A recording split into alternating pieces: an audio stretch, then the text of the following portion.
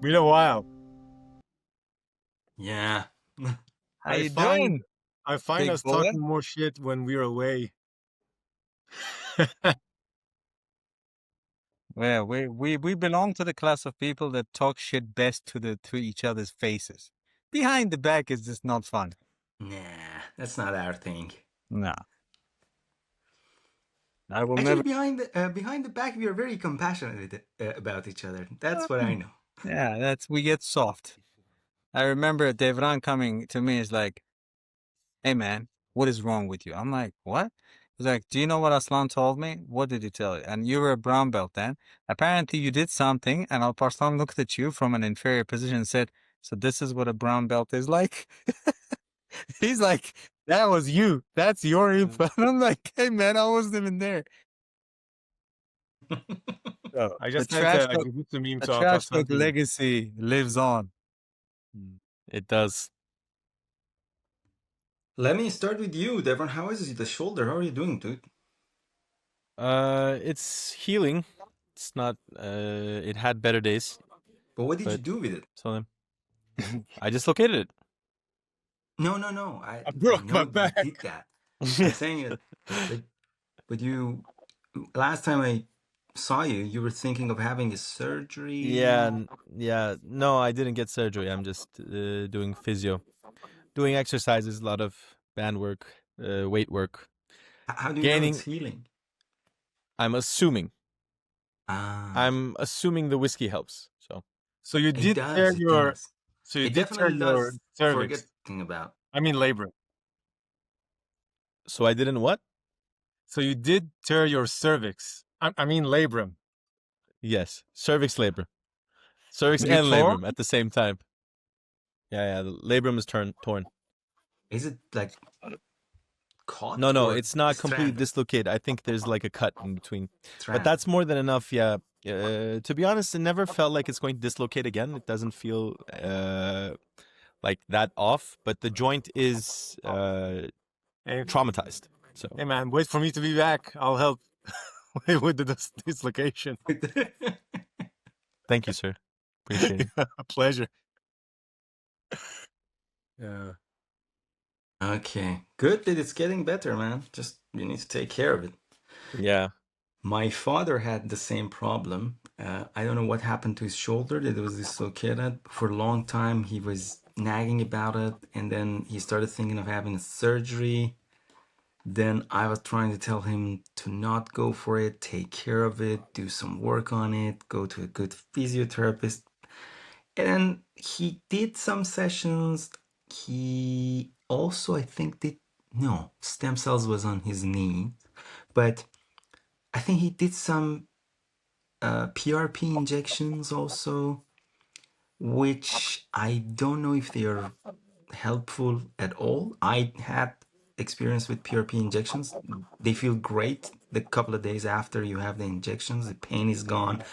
The increased level of oxygen in the area helps with whatever it helps with, but then it goes away. And it was Mm. the same experience with him. So then he finally had the surgery.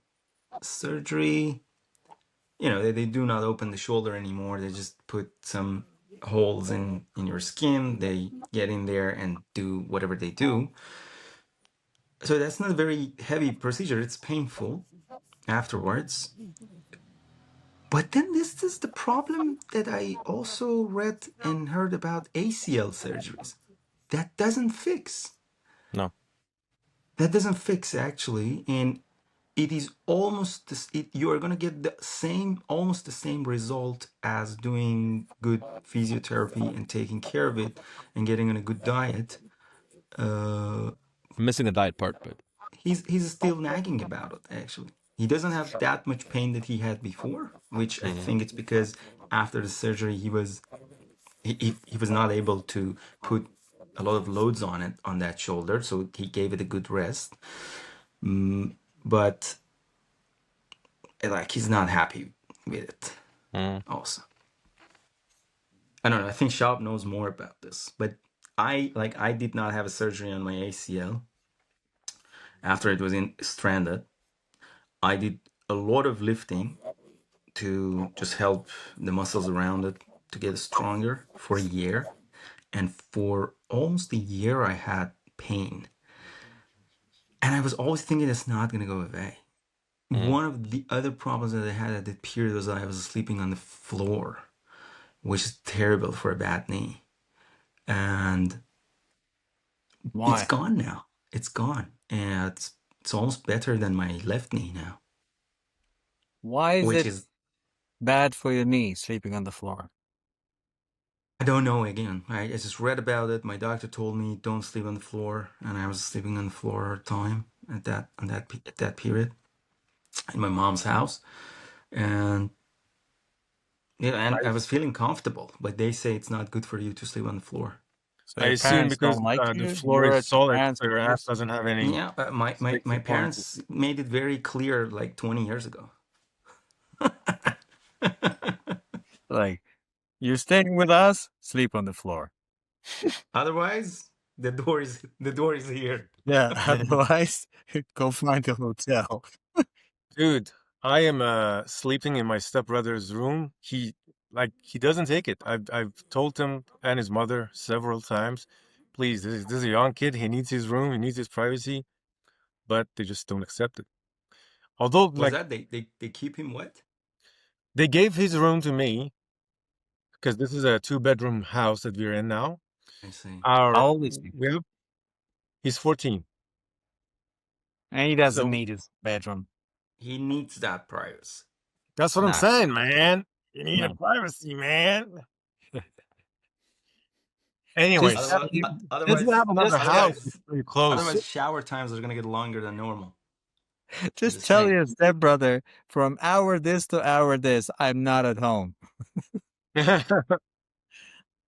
And then be ready for surprises when you come back. Yeah.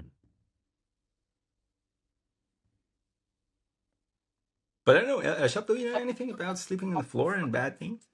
I assume the reason for that is like the floor is solid, right? So you put your ass on the floor, there's no give, so your knees stay off the ground. But if like the mattress has a little give, so your ass goes a bit more down. Cushion under Yeah. the Yeah. I cushion. That assume, makes I don't, but I don't know anything about it. It's just, yeah. That makes sense. But I think in general you need to sleep on your side anyway. You shouldn't sleep on your back.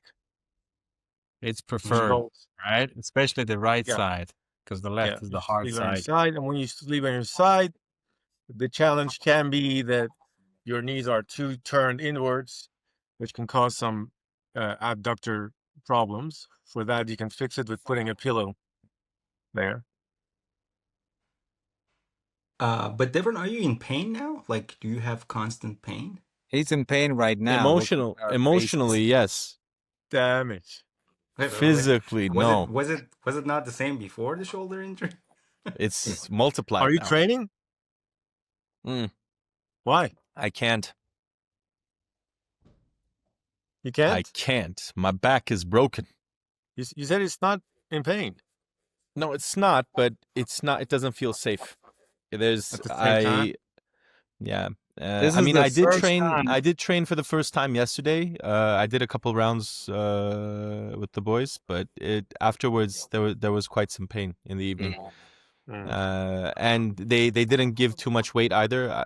I was strict with this, keeping the arm tight, the elbow tight. I didn't give any weight from the side like this, And but it that's your still hurt. framing So hand too. So it sucks. yeah, No half foot for you. I'm rolling like this, like a cripple. This is, by the way, boys, the first time since Kia left for Iran that we don't have an active badger in Medivora, Ankara training full time. Yeah. Yeah. We actually have active badgers training elsewhere, but not in Melivora. Medivora. The irony. I mean, it's all temporary. Don't worry about it. Shab, we look frightening enough similar when we're side to side like this. It's kind of That is- spooky. That You is calling me true. ugly? It's kind of spooky. I'm calling you hideous. But I mean, I'm the ugly one. You're the hideous one. So It's just wow, painful to watch. You Side by wish. side, Jesus. You wish Side to by look like side, me. Jesus. I think the rankings are pretty clear when You it comes to you how far crippled. you look.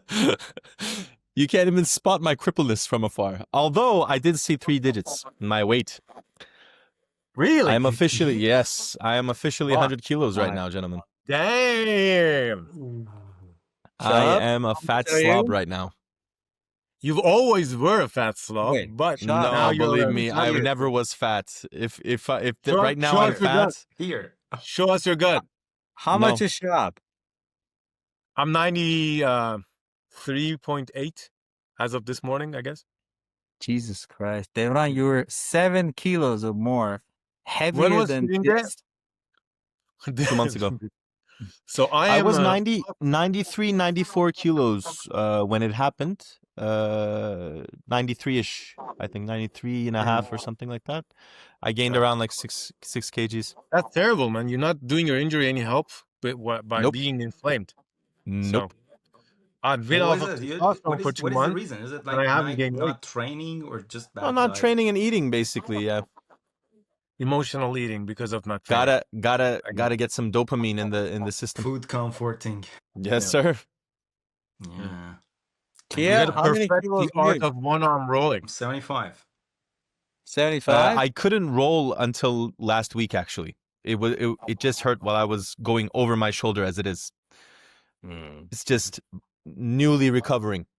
I'm way above my preferred weight, but to be honest, I feel much better on the mat. It's so good. Oh, shit. Dog. I mean, 6 kilos is a lot. Yeah, of course. How dare you? I always competed in 69, which I'm happy. I feel good in that weight. But in 75, I feel confident on the I mat. hate the 69 kilo competitors. Motherfuckers Yeah, are too me fat. too. I'm like, fucking stop. Stay in front of me so I can kill you. So last night, the night before, I rolled with this dude. He's like over 100. He's a very, very nice and gentleman guy. Over 100 years old? Or 100 kilos. He was 41. Usually us bigger guys are nice. Usually.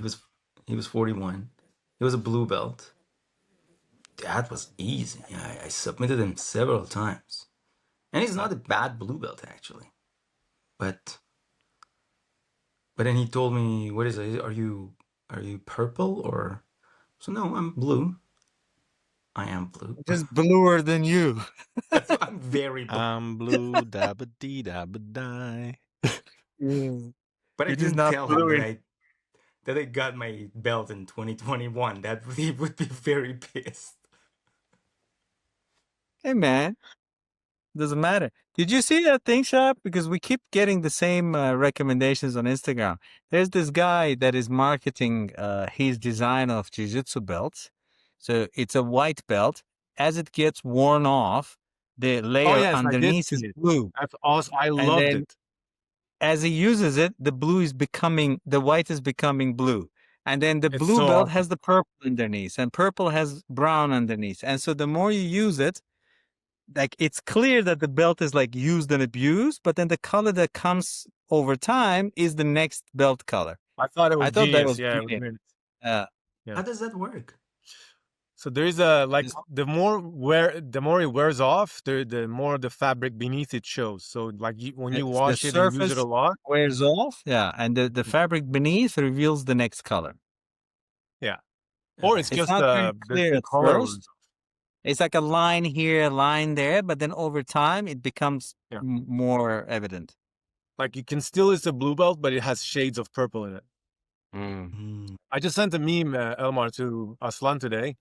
It says purple belts when you're better than blue belts without the injuries of a brown belt. Purple always the best belt in jiu-jitsu. Man. That is so true, man. Mm. I was talking to Kia about his knee, and then Kia is like, what happened to you? I'm like, dude, I'm ashamed to admit it, but it happened when I was walking in the streets. It didn't happen when I was fighting or exercising or lifting. I was just walk, and then I made a step, and I was like, uh-oh, something happened. It's been 3 weeks, and I'm still in the healing process. I'm like, motherfucker. But it happened a day after I went to submission only and did 2 back-to-back classes, and then the next day I went to Inferno, and then 2 days after that the knee happened. So I probably just Yeah, overworked it. And of yeah. course, as proper OG, we don't do warm-ups. So No, that's terrible.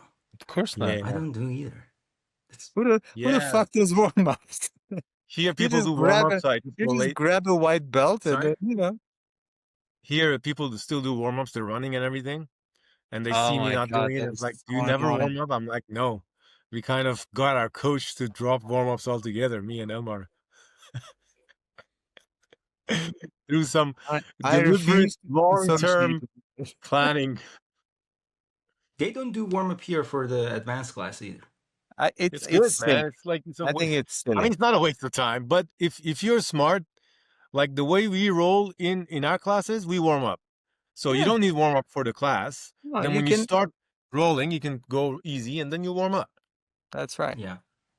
So I mean, I here's think also the biggest if you problem is have not cooling mobility down. issues, if you have mobility issues, you yourself can warm up, but the class Uh-huh. doesn't have to go through fucking 15 Yeah. minutes of, I don't know. It's just. waste. I mean, I Yeah. know that, for example, the guy in Gaziantep does those crazy warm ups. And the funny thing is, he does the warm up. It takes like 15 minutes. It's very intense. And then after that, he makes everybody work, but himself doesn't do anything. And I'm like, dude, like it's obvious. And in the warm up, he's the most active one. He's like, see, I can keep up. I'm like, yeah, because then after that, for 45 minutes, you're just sitting on the sideline. So you just worked out for 15 minutes, and that was your training.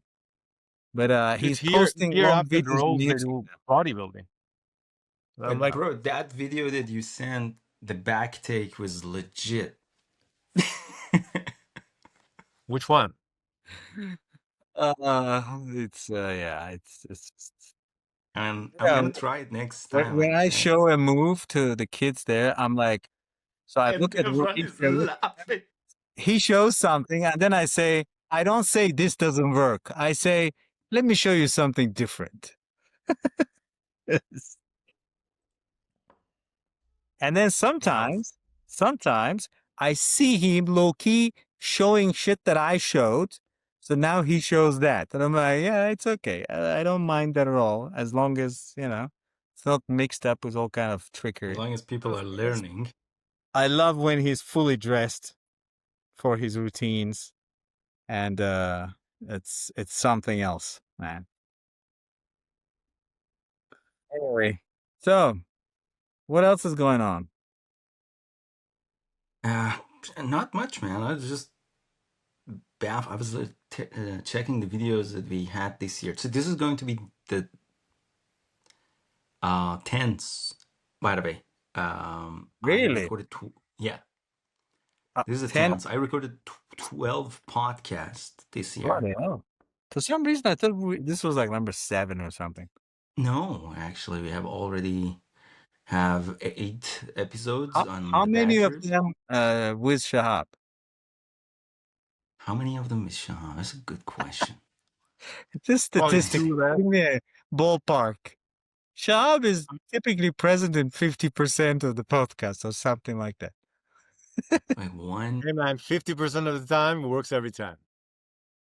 2, So he has to 3, either it's the missionary 4. meeting or podcast with the Badger. So There is no better sight than seeing 100+ kilo guy sipping on some whiskey on the rocks.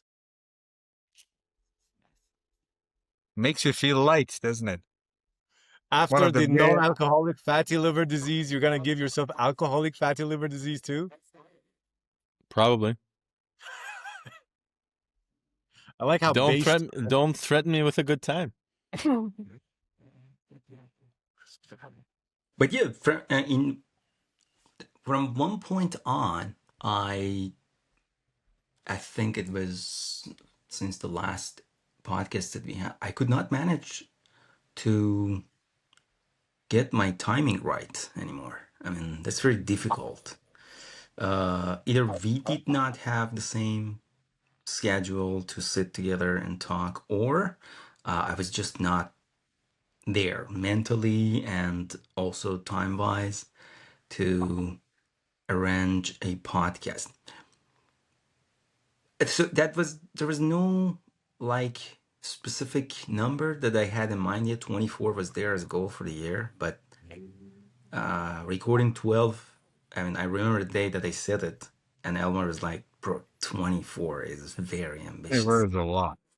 And I already recorded 12, and I recorded 12. I'm going to publish this one. Most probably it's going to be the number 10, and two others, I'm not going to publish them for the reasons that I have, which today that I'm recording this one, number 12, I am thinking about what Alex Hormozzi was saying about if you record 3 episodes, then you know more than somebody who does not have any episodes on their belt. And then now on episode number 10, that's even. I mean, I recorded 12 episodes, and I am. What I learned from those 2 episodes, I'm not going to publish them, is definitely something that I did not learn from those other 10 episodes that I published them. That was very interesting. I thought I'm going to record, at least the day that I was thinking about 24, I'm going to record 24 and I'm going to release 24. But now I'm thinking that some podcasters like Chris Williamson, that they have hit 1,000 episodes in something like 7 years, I think now. How many episodes they haven't released? This is like Chris Williamson once told, I don't remember who, That's Pierce crazy. Morgan. Chris Williamson said to Pierce Morgan that he has a full episode, a 2 hours episode with Andrew Tate. Andrew Tate, that he never released it. Yeah. And he's not planning to release it, which is sounding crazy, no? That so until you don't do this, you will never have that idea that which episode I'm gonna release, or I'm gonna keep them with myself forever. It's very interesting. Yeah, I No, loved it. I think it makes perfect sense. But it is an intense thing. I mean, thousands of episodes. Even if he published everything, that's like what, 140 episodes a year? And that's basically an episode every 2, 3 days. Yep. So that's just a full-time work for a Yeah, team, not for one person even. exactly. So today I was checking my YouTube review that I shared some of it with you guys. That was very interesting. Chris Williamson was my top channel, and then the Diary of the CEO. That was my second. Joe Rogan third. Matt Armstrong's fourth, and Max QDA official channel was my fifth. That's very interesting. But I almost had the same on Spotify. The Spotify one was funnier because I mostly use Spotify to play songs to put my daughter in to sleep. So the review on that one was very funny. The most play album was the Lullaby album that I have. That is cool. That was interesting. But that was Does fun. everybody get those YouTube thingies? I got one too. My top channel is ESPN. Yeah, that's very good. My second most watch is MMA fights. Yeah. My first is Speaking of car MMA fights, restoration. Was you don't that? respond. Speaking of MMA fights, you don't respond, Elmar. Where do we watch Lachlan and Marcelo? I don't know. I've never watched Is it on one Flow? championship events. Oh, it's the one But there's championship. probably So it's a one isn't it on championship YouTube thing. for free usually? I don't know. Not necessarily. Well, let's see. Yeah, I'm very excited for that one.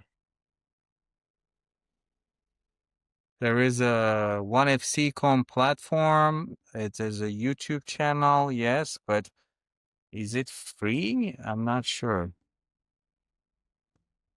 And what time is it?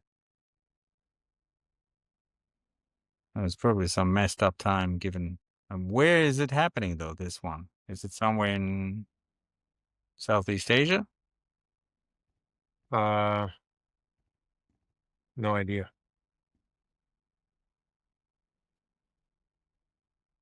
Friday at 9. Is that the fight itself?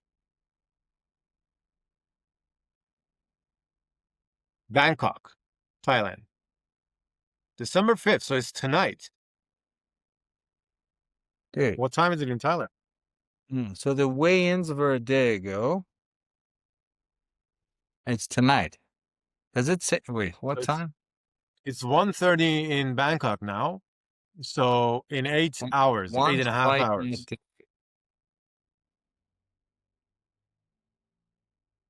So early morning. How early? 8.5 hours from now. So it's 9:30 here in Iran. It's probably 10. It's 9 in, what is it? It's 9:30 in Is it Turkey 9? as well. Sorry, no, it's 9:30 because my laptop is still Turkey time.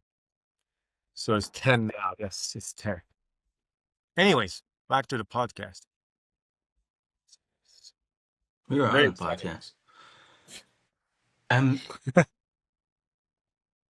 I'm checking the locations in where they watch this podcast on YouTube. It's very Shab, interesting. the Yes. timing shows. This is weird. It says 6:00 p.m., not a.m. their time, which means it's 5 o'clock here tomorrow. Really? No, because I mean, Where is it again? 5. In which The country? fight starts in 7 hours. I'm seeing Are you it sure? on tapology.com. So it starts in 7 hours, which means by the time it gets to, it's 9 p.m. ET.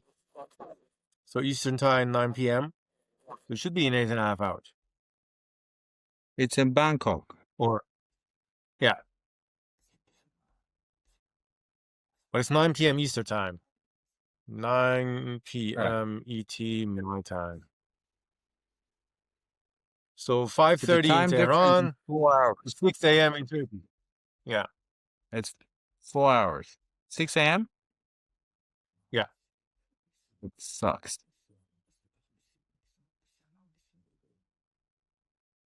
And they You also have. cannot go to Do they sleep have a and watch baby? it. Right? There's a baby shark also. No. Is it? Oh, nice. No, Didn't know. Diego Reyes, baby shark. Yeah, he's fighting some Nice. Japanese guy. Yeah. Daiki Yonekura. That's right. I like your Yeah. pronunciation. It was actually wrong because I should say Yonekura first. Bobby. Bobby.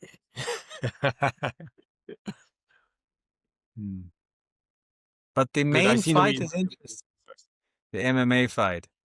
Because that Mongol guy apparently is an animal. I was watching this. Enkhorgil Batarkhund. Such a Yep. hard I name. was watching the show, the Korean show, Physical Asia. 8 teams were competing, and this Mongol guy was on the Mongolian team.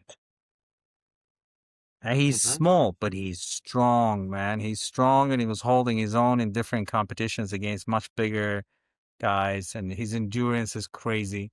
I don't know this Brazilian guy, who's apparently a champion.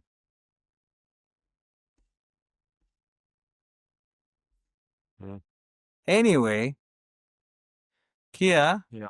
after of the initial half an hour, which is usually the case with our podcasts, you Yeah. want to guide us into a more enlightened path? Sure. To be honest, I just wanted to get on a See, call I with you said guys. enlightened, and Shop just disappeared off the Shab screen. escaped. He couldn't bear the light. He couldn't bear the light. He That's good. couldn't handle it. The light was too much.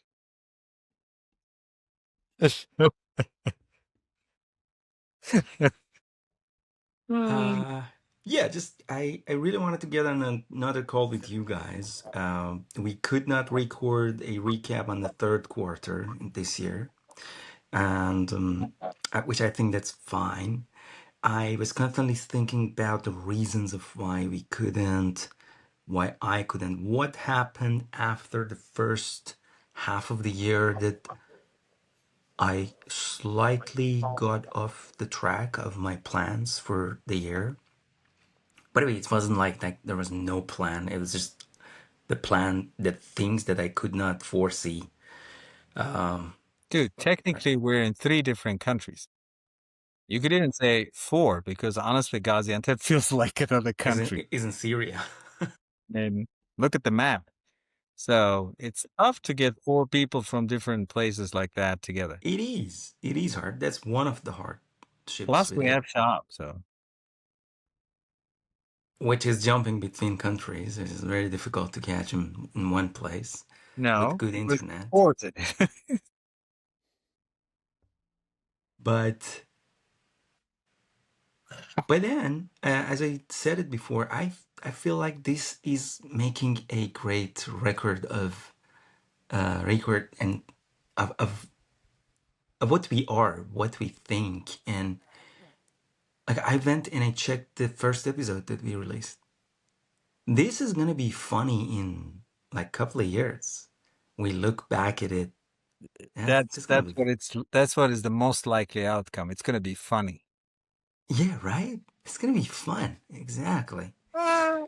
Fun or funny? I'm not sure. Both, which is fine. I'm all right with it with being funny.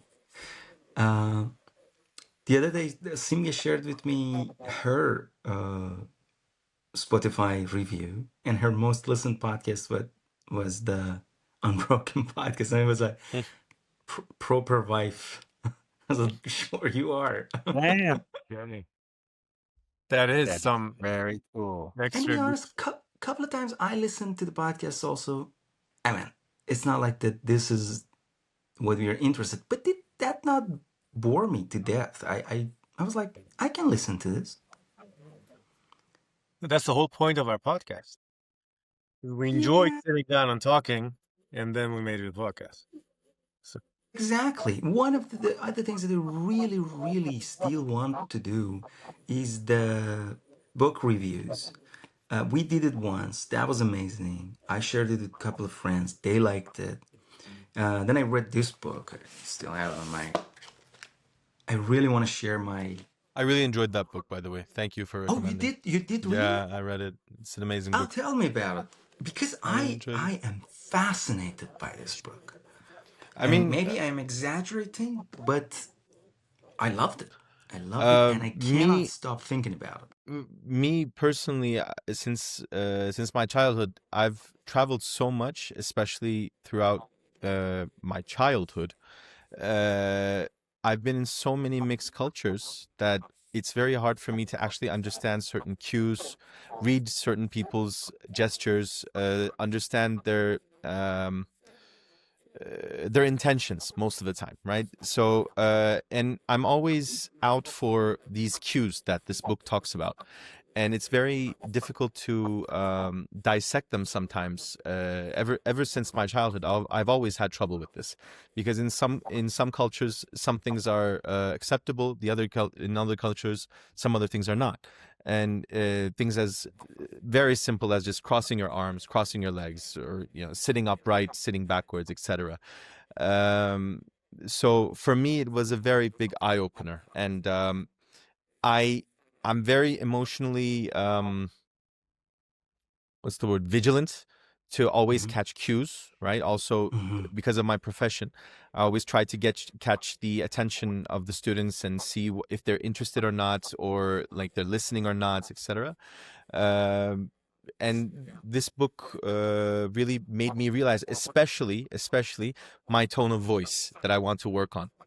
Uh, I mean, other than body language and everything, just because I do normally use a lot of gestures, but sometimes I realize while I'm speaking, sometimes I do lose the audience. And Ah, it's this chick. Okay. Sorry. for example, Google the book. Uh, I've seen this lady talk about communication, but I didn't know she's the author of this book. All right. Mm. yeah, Yeah, yeah. so uh, I will further look into it. You finished it? Yeah, yeah, Yeah, that's an amazing book. I really want to. I mean, I talked it's a very about it easy with read too. very easy read. Uh, So this is another thing. That's a great way of communicating when you're writing a book. mhm, If you're writing a book about communication, you want it to be easy for people who they are yeah, reading. You don't want people to have problems in finding out what you're talking about. And that's a very interesting book. And it's not like that you do not know these cues or they are like, oh, I didn't know that. It's like the association of the things that you may sometimes forget about it. But one of the two very interesting things that I really loved about it, I can share it here, and it's not going to be spoiling the next or whatever episode that I'm going to make about this, was that it's calling it the something like pros a cue when it comes to if there is one cue that you want to consider as professionals having mm, is tilted head. And I was like, yeah, oh, that's very interesting. Exactly. So this is the cue of interest. yeah. And that's very interesting. And then Elmar gets very interested. I have seen him doing this in the But office he a lot. does this and he usually goes away. It's like, oh, just floats I away. do this and I'm like, you have 10 seconds to keep my attention. Otherwise, I'm gone. Yeah, right. And actually, in the book, it talks about it. You actually have just very limited seconds when you start talking I to bought the grab book somebody's. here, but I didn't read it on purpose because I wanted to hear your thoughts Mm, on this. mm, And I planned to read it, but I before you even mentioned it and before I bought the book, I've seen a dozen or so of the videos. And what I shorts. understand is that, I mean, not just understand, but you can observe that she's using the things that she's talking about also. Oh yeah, Yes, yeah. yes, She yes. presents information in such a way that it's accessible, it's understandable, she also comes across both as a likable person and also as somebody who knows what she's talking about, right? Because in one of the videos, I think she was breaking down that the general idea of the book, correct me if I'm wrong, but is that essentially it's about warmth competence combination, Yes. right? 100%. So if Yes. it's if you come across as very competent but you lack warmth, it's like you're a cold kind of a professional image, which we all have met in our lives. Or if you come across as warm but not very competent, then you're okay, you're likable, but you don't know what you're talking about. But if you combine both, that's when it's I think she was talking about charisma being the formula, both does Yes, this. exactly.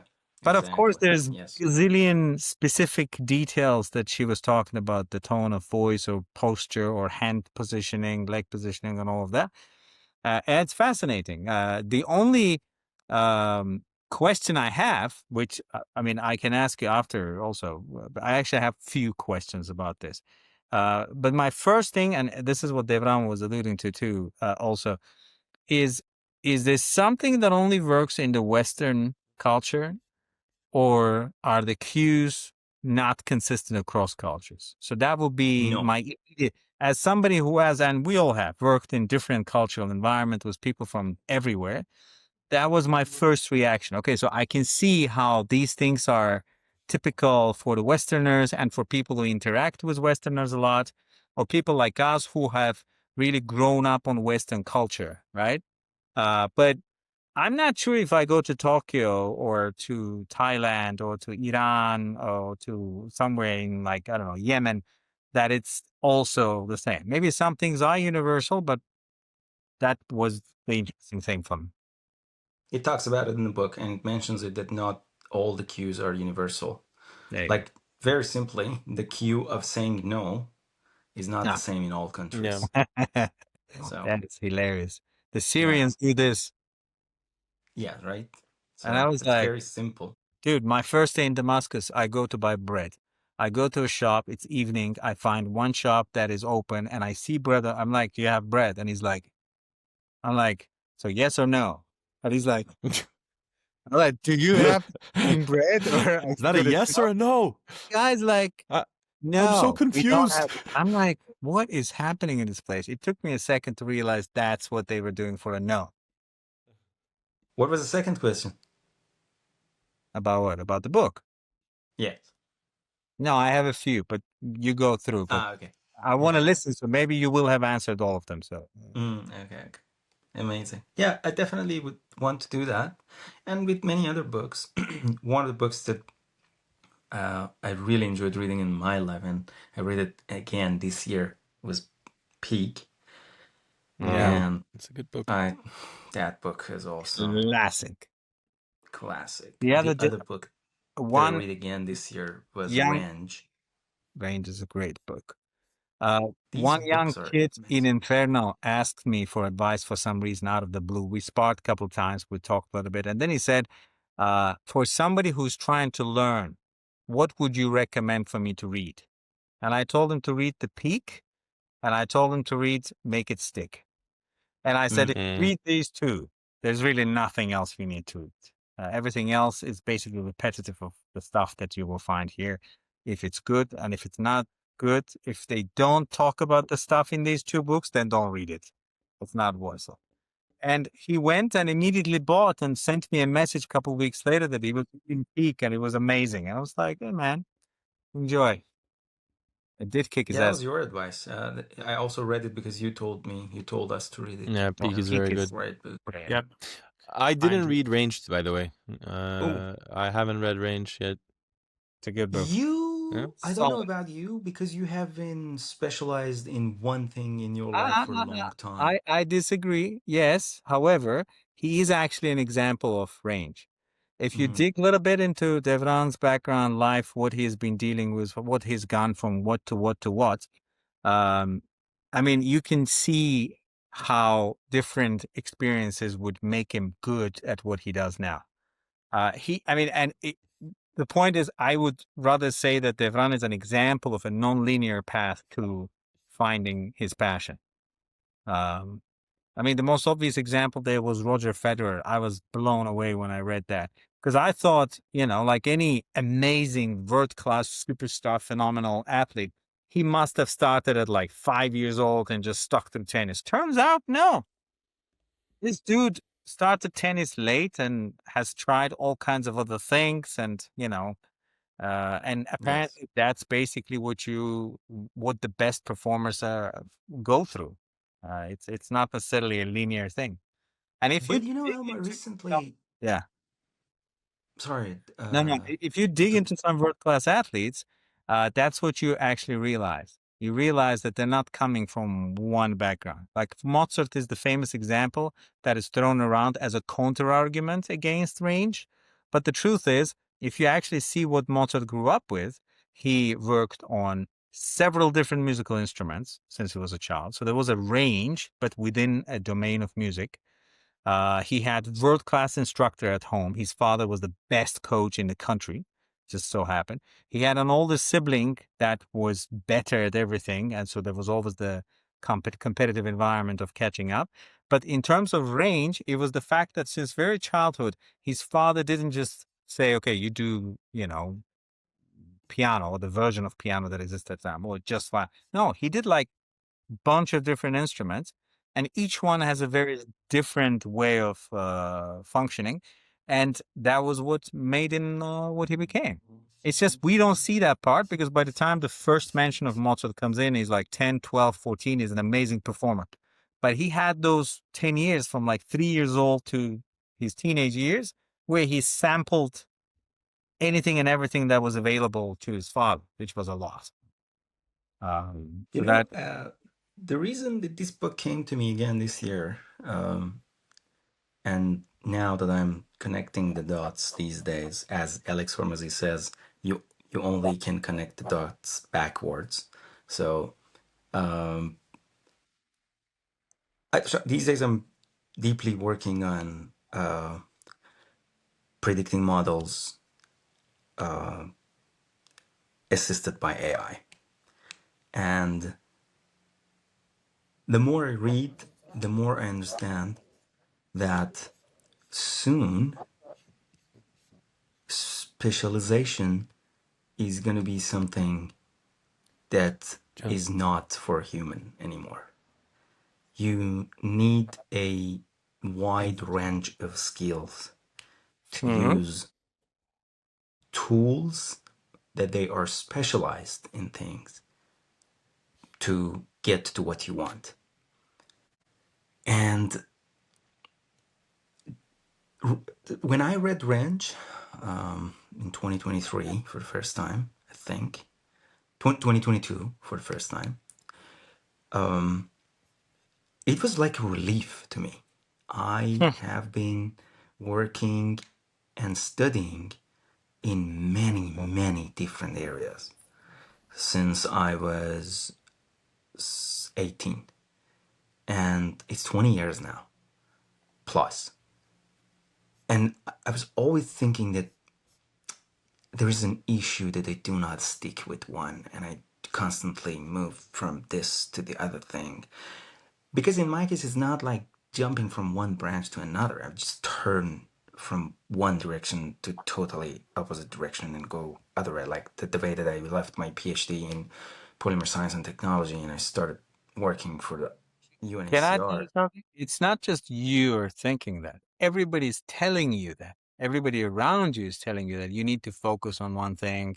That's how you become And it's successful, very annoying, right? right? To somebody like, because I do not consider myself an unsuccessful person, but I also do not consider myself somebody super specialized in something. And it's nothing is my, I don't know. I cannot say that I'm a pro in anything, but there is a range of things that I know them higher than medium knowledge I have about them. And so when I read the book, it was like a relief to me, first and foremost. I was like, okay, yeah, that's good. Yeah.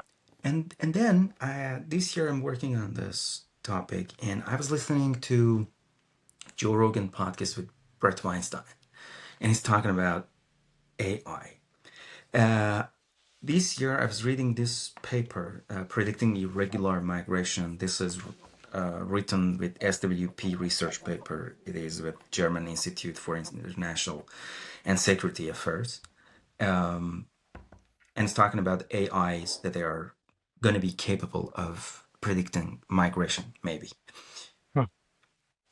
But what he's talking about is actually the topic of the book Range. So in the book Range, it's talking about what type of problems are being solved with those who they are specialized in one thing, and what type of problems are solvable or possible to be solved by those people who they have range. Hmm. Yeah, We what talked about it once, Elmar. Yeah, but that's what exact, Epstein describes in Range, actually. exactly. Are we talking about Wicked problems. exactly And, wicked problems or soft problems? And Brett Weinstein, and okay, the like soft problems are the problems that they are science based, like mathematics, physics. You definitely need to be specialized in these things to solve these problems. But then and there it's are a finite problem, right? It's a finite, limited number of variables that actually is theoretically they solvable. are complicated problems. Yeah, But then but on the other hand, we they're have solvable. complex problems Hmm. that they do not have anything to do with you or anything being specialized in one thing to get close to any answer that is looking like possible. But then Brett Weinstein in his podcast with Joe Rogan was talking about something very interesting. He was saying that this is the first time in human history that something that has been extremely complicated is walking inside the domain of complex that is human built. But he's talking about complex science changing itself to complicated science changing itself to complex, which from the moment that it's no more complicated, it's going to be impossible for human to solve it. And he was talking about the problem of AI.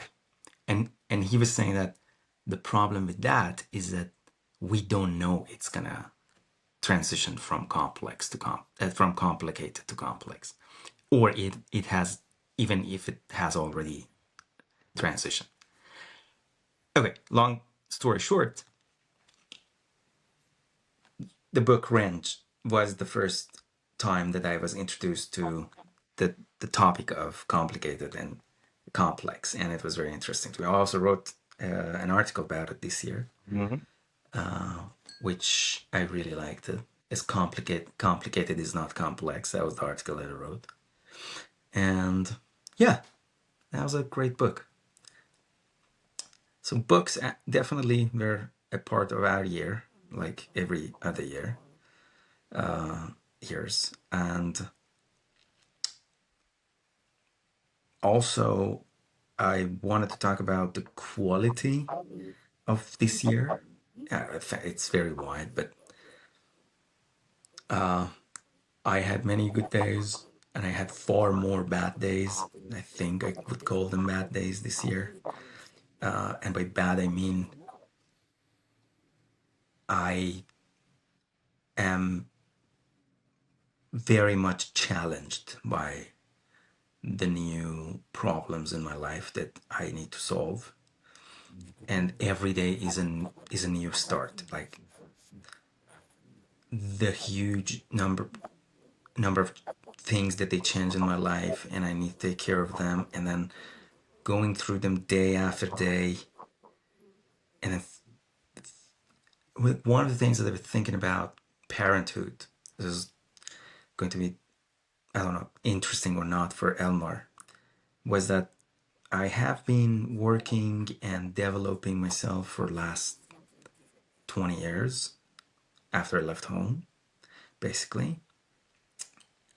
And when I become a father, I realized that the knowledge that I need for this is not coming from the last 20 years, but the other 20 years before that. And that was very interesting. So whatever is helping me these days is what I learned at home, what I learned from my parents, what I learned from my mom, and they are just coming back to you after these many years. It's very interesting that I even do some of the things that my mom did for me, as simple as once or twice a day washing my daughter's feet, just because I felt great when she was doing it. And I think she likes it too when I do it. That's so very simple and funny stuff. But none of the things that I study at university, none of the things that I learned in military, none of the things that I learned in that's like working as a humanitarian, they are not coming close to that knowledge that you have from your time with your family when it comes to parenthood. I believe so. At least that was the experience with me.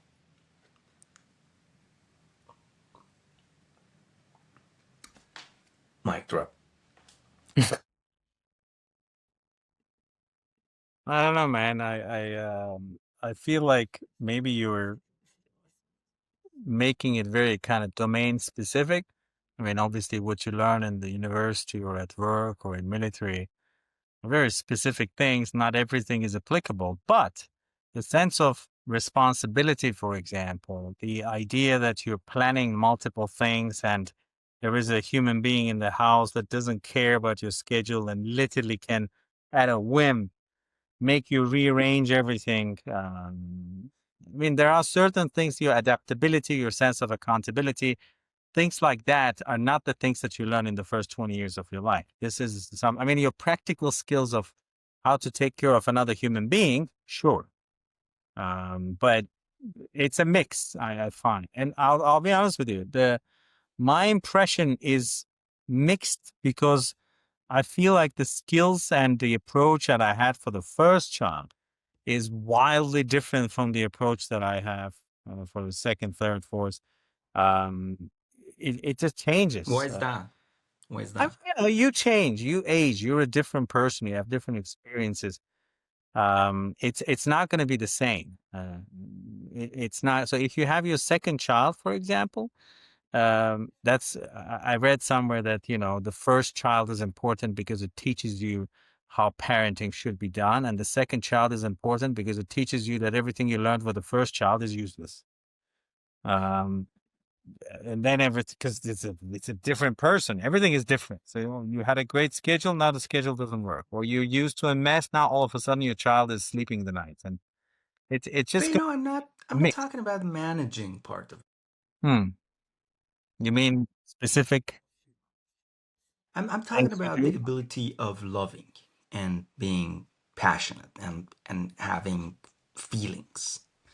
I mean, Well, I'm sure did you learn how to love from your parents? And you're I supposed to, think, yeah. yeah. So how to express your emotions, how to, uh, and then Yes, you take it for granted. Like look, this is something becomes taken for granted in your life well, let's also because acknowledge that sometimes our parents scar us for life because they don't know how to manage their emotions, and as exactly, a result, I they exactly. was don't going to add see. that you learn how not to love also from your Oh, parents. you learn by inverting. So Yeah. you see what doesn't work, and you practice Yeah. the opposite, and you see. So it's I don't know. It's Well, tough. if you're aware enough, let's say. I agree. So it Usually, takes a usually, while to figure it usually, out. as children, we tend to think of our parents as gods, so they're flawless, and whatever they do, we tend to normalize it. So if they were to be flawed, then basically our world would collapse. So Mm. that's why we tend to choose toxic relationships if our parents and the household was toxic. So Yeah, that requires a lot of awareness, I think. because whatever you are as a parent, the child thinks that this is the norm. Yes, it has to. I've always It's found that a weird notion though. Like you look for what you had in your childhood. I mean, at least with myself, maybe I am doing it without knowing it, but I don't think I'm doing it. It's What like is that? I didn't get it. so it's like there's this prominent theory that whatever kind of a bad thing that happened in your childhood, you kind of fall into the trap of that in your relationships because you're looking for the comfort of that, of the known. But I don't think it was the case with me. Uh, Maybe I did choose them based on some cues that displayed that's going to be like my family, but the reason they never worked out was also because of that. So I Look, don't know. one of the It things that I never made read sense in to me. It just seems like a fashionable, sciencey thing to say. But I don't know. I'm also weird and not the norm. So that is true. No. no. No, I think the mistake perhaps a lot of analysts, thought scholars, scientists try to do is they try to put things into neat explanations, structures, rules. It doesn't Yeah. work like that because at the end of the day, your parent, when let's say your father, when he has you, is not the same person as when he has you at 10 years old and when you're 15 years old, because he changes as well. And so, not necessarily to better, but it's a different person every time. We change as children from one kind of age to another, and they change, and our interaction changes, and our environment may change. It's a bit, I don't know. I find it difficult to kind of analyze it like that, and that's why what Devran says makes sense. That it really is up to you to figure it out because no one else understands your experience. You can read and educate yourself as much as possible and then try to make sense of, oh, maybe this is the pattern that I'm displaying. Maybe an experiment with a solution, see if it works or it doesn't. But to say that, oh, fathers do this or mothers do that, yeah, as a rule, generally speaking, sure. But I mean, it's not like, for example, Kia, take your situation, right? It's not a very typical situation that father is at home spending a lot of time with his daughter in the first year of her life or in any year of her life. That's just not the pattern anywhere, right? And For so who? Yeah, that's for a good her or question. for anyone, No, it's just not. that's the norm for her. No. Yes, but let's say a year from now, the pattern changes. Now, for example, you were absent more, or maybe you have a job in another country, or you're gone for long periods of time.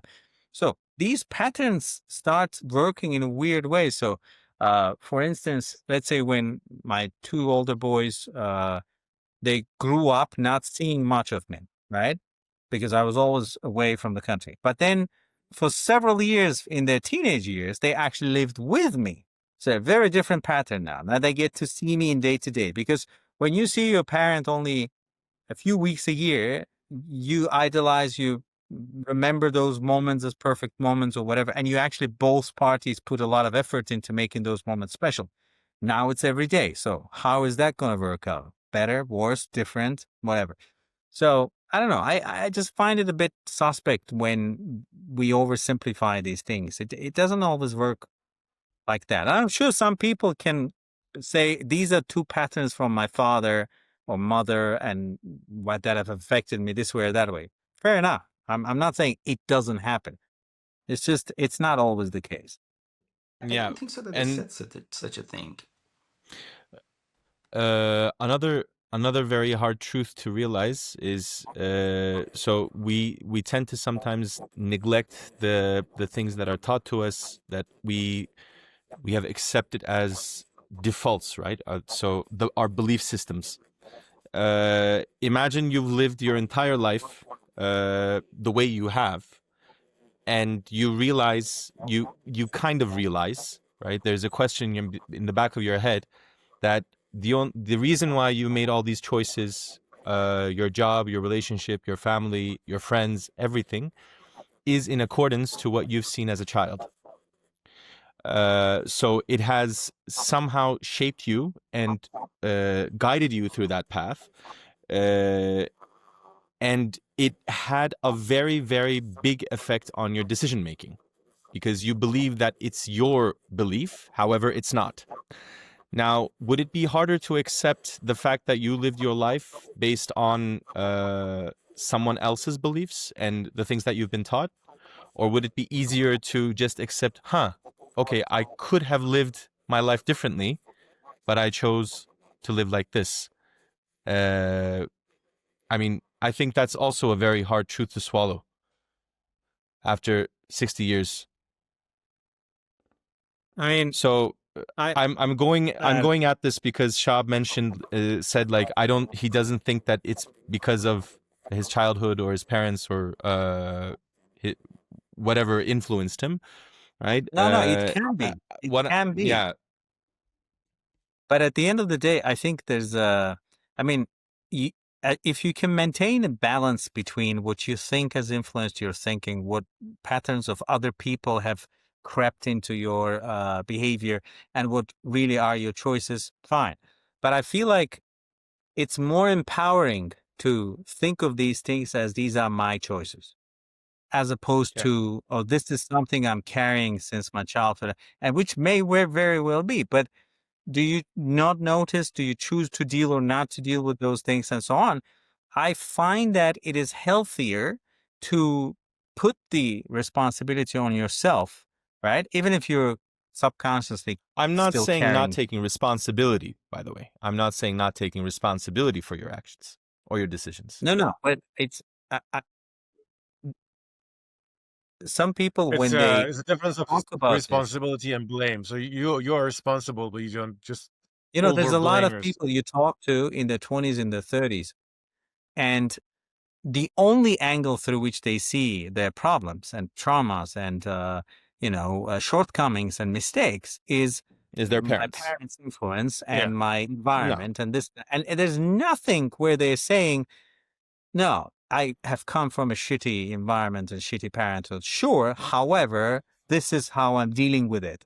And of course, you haven't finished dealing with it. None of us have, right? Yeah. We're still dealing, and we will continue dealing with it. But the proactivity, like the fact that the feeling of I have agency, as opposed to I'm just a slave to, whatever patterns have been encoded in my psyche since I was whatever years old.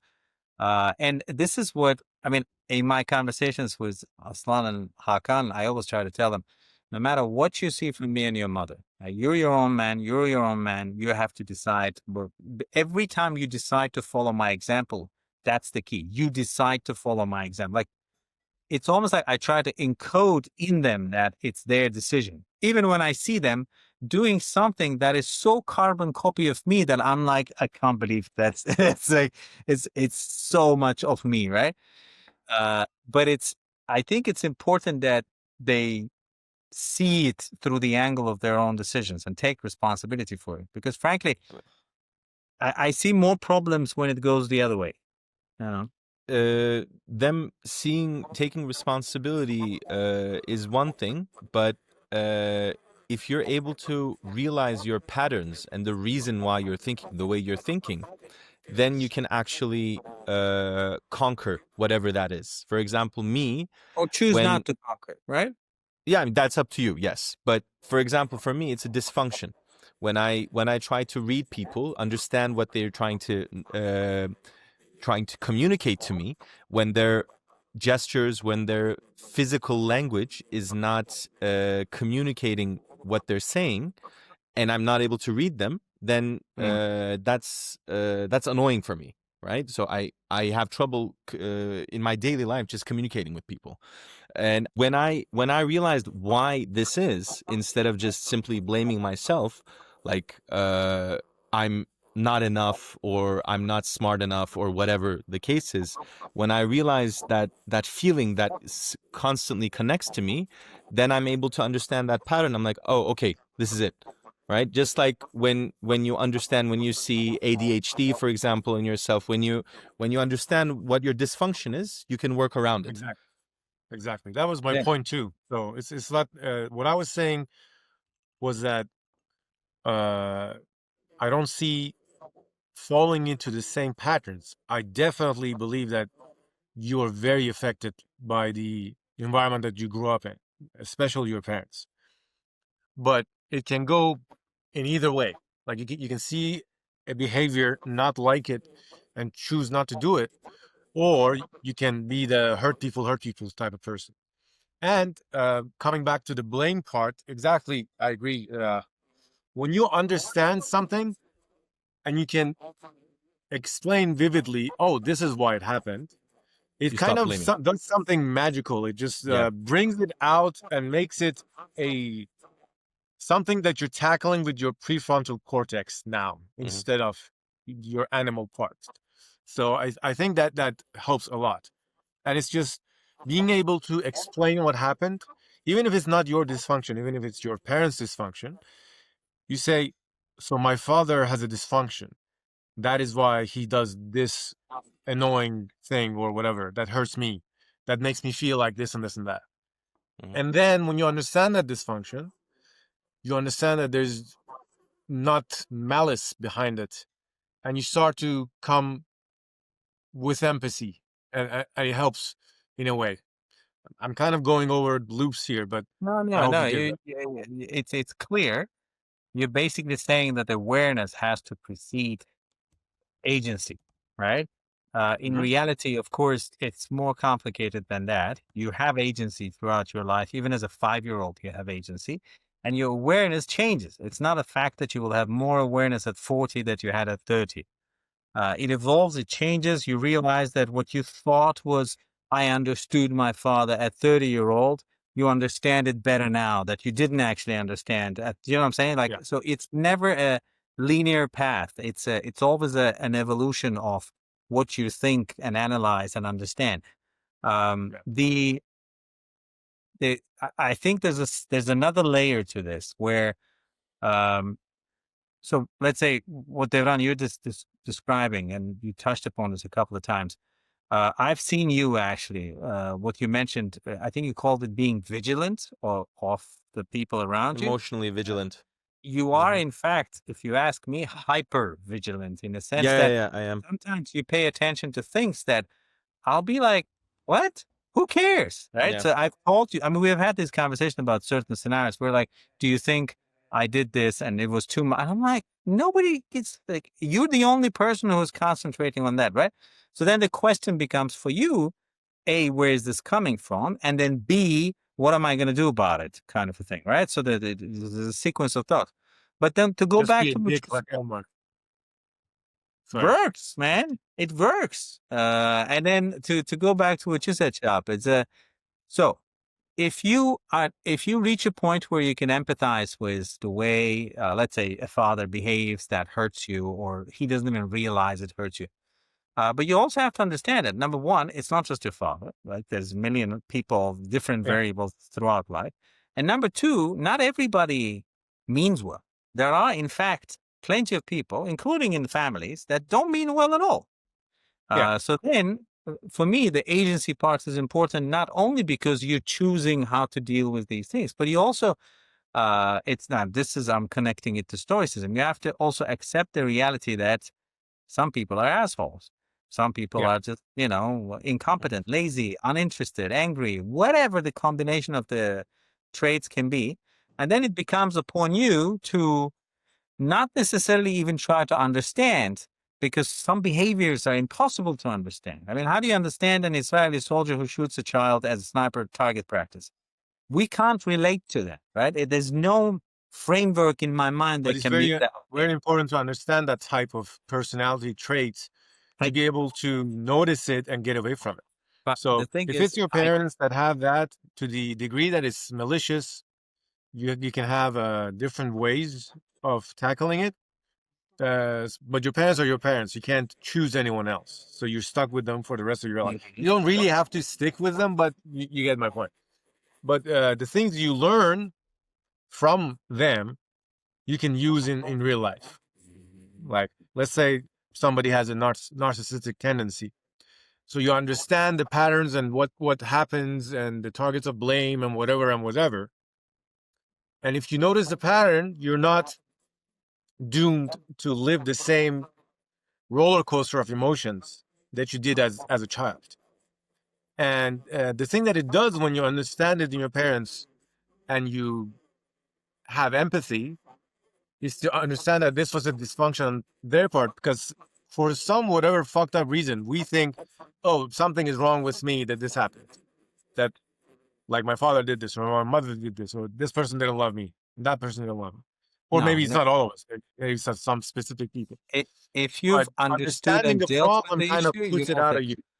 No, What's that? no. But what I mean is that it's not just trying to understand. Sometimes, if it is, look, we all have had certain level of dysfunction within our relationships with our parents. However, what I'm saying is that there are people where it goes beyond dysfunction. It becomes clearly malicious. It becomes at the level where you cannot empathize. Yes, you can find millions of Yeah. reasons, or maybe they were abused, that's why they abused, and whatever. Yeah. But there are certain lines that are crossed, and then it doesn't matter what they experienced. It's Exactly. unjustifiable, right? And Yeah. so my point is that But you're not there's justifying when you're understanding. okay, the Understanding empathize. doesn't Let's mean say. justifying. My point is that rather than trying to find an explanation, even when it's difficult, sometimes you just have to accept that the actions are A, B, and C. What the reasoning for those actions is can be useful, but if it takes too much effort or if it's not easy to get to the bottom of it, the point is the actions are A, B, and C. And so the part where Stoicism comes in is acceptance of this reality and then deciding what to do about it, as opposed to let's see if we can kind of solve this puzzle and find a clear explanation to it all. Sometimes there is no Yeah, explanation. Like you can't but get there. it And starts with an explanation, though. No, it starts with understanding what that is. As an dude, example, until 3 months ago, I was one of those people who thought Israel cannot really be this malicious. It cannot really kill people like children, like you said, at target practice. Until I learned more about the personality dysfunctions, right? Narcissistic personality disorder, sociopathic personality disorder.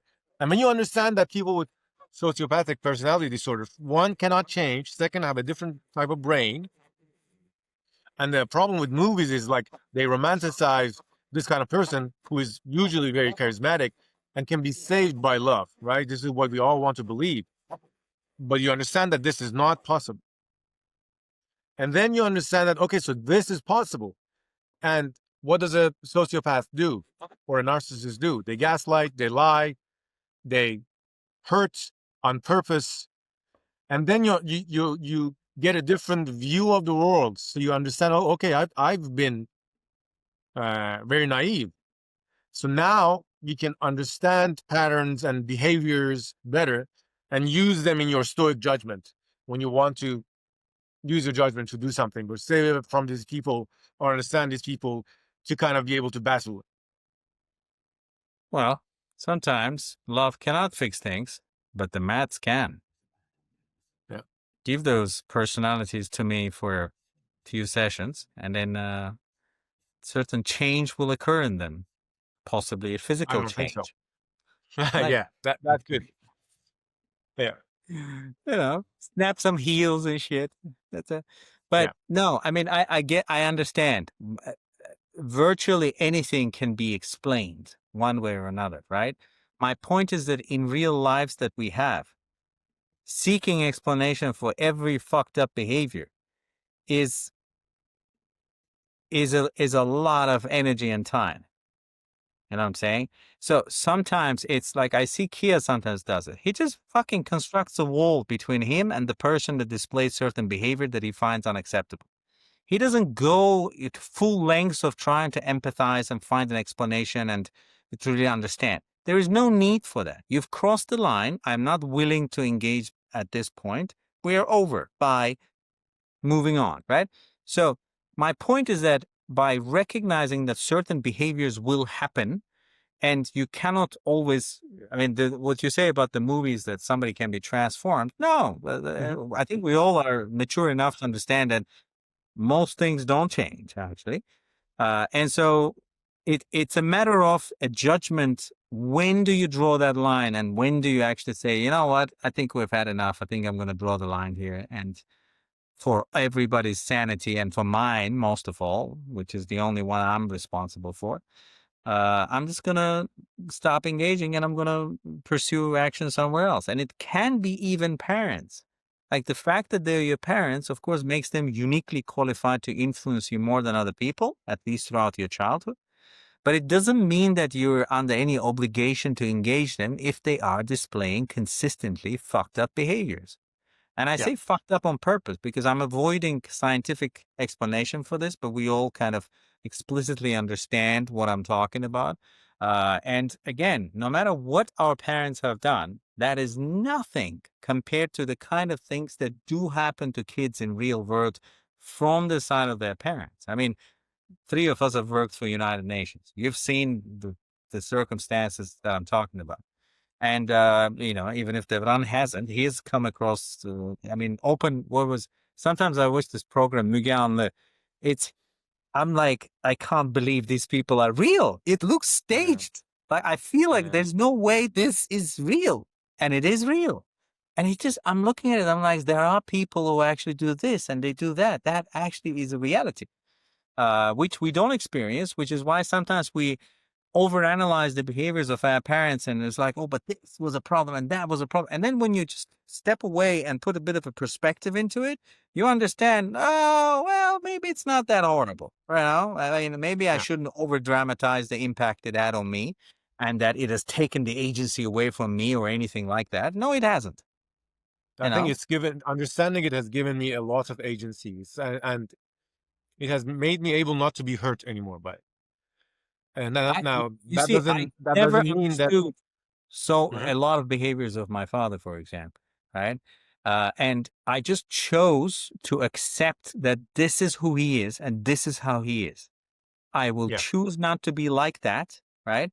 But in my 20s and most of my 30s, I couldn't understand what the fuck is happening. Like, how can yeah, he smile at me and literally 5 seconds later he's yelling, "Oh, what just happened?" Like, I didn't bother to go into all that explanation. Somehow, I don't know if it's genetic or my mother had a very stabilizing role, but there was this thing in me and my brother where we were able to erect some protective walls and just kind of compartmentalize that behavior of his and not try to overinterpret. Like we were convinced that he loves us.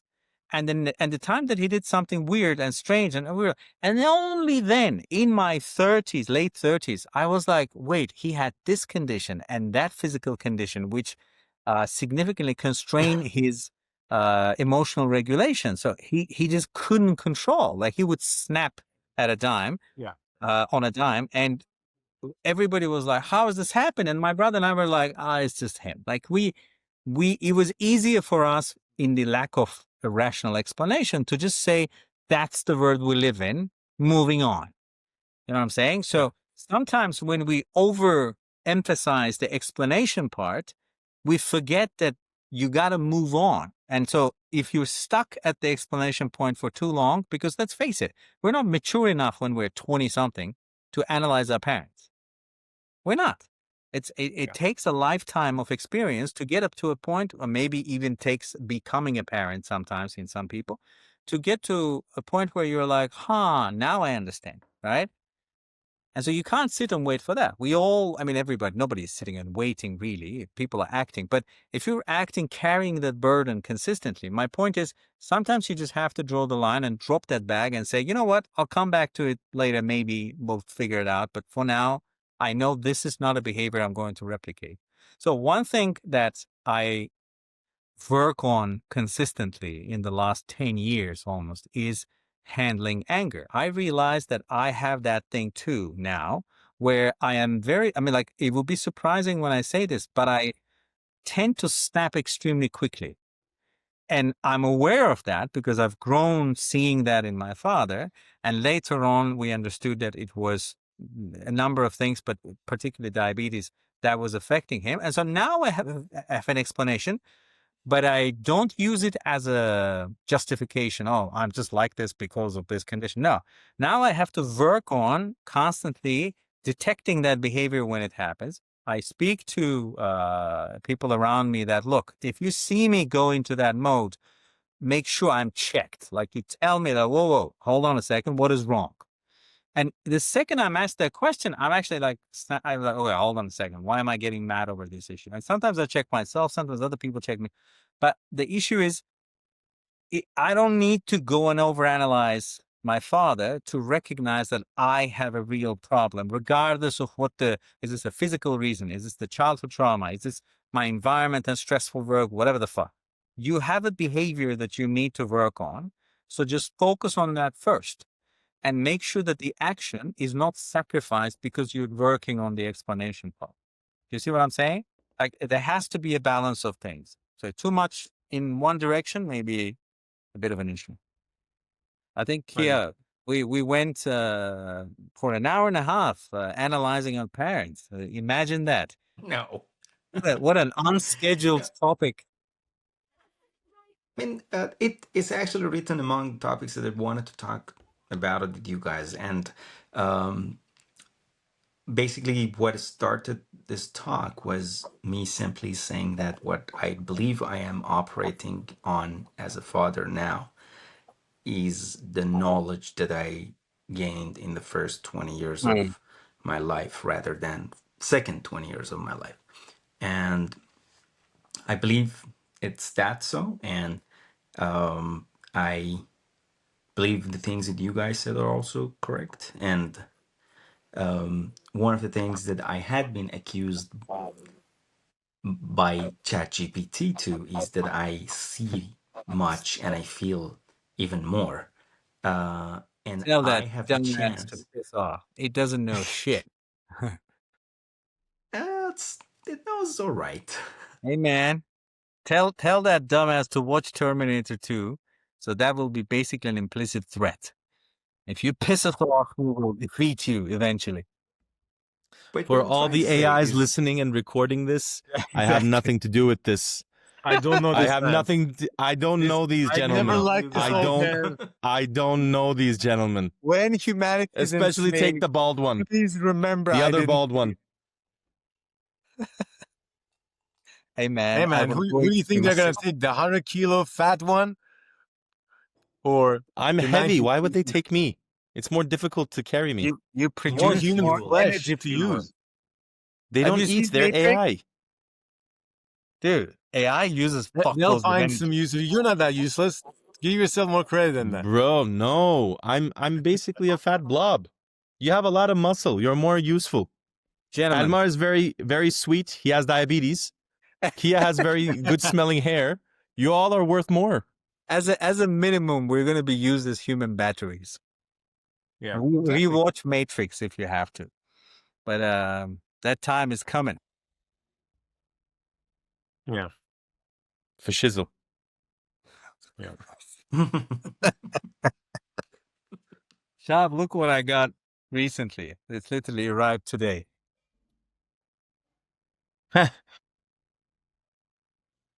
Nice. Yeah. The work never ends.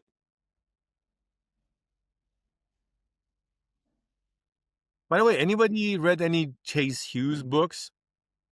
Who is No. Chase Hughes? This CIA guy, profiler. That long hair dude? No, not that guy. The short hair dude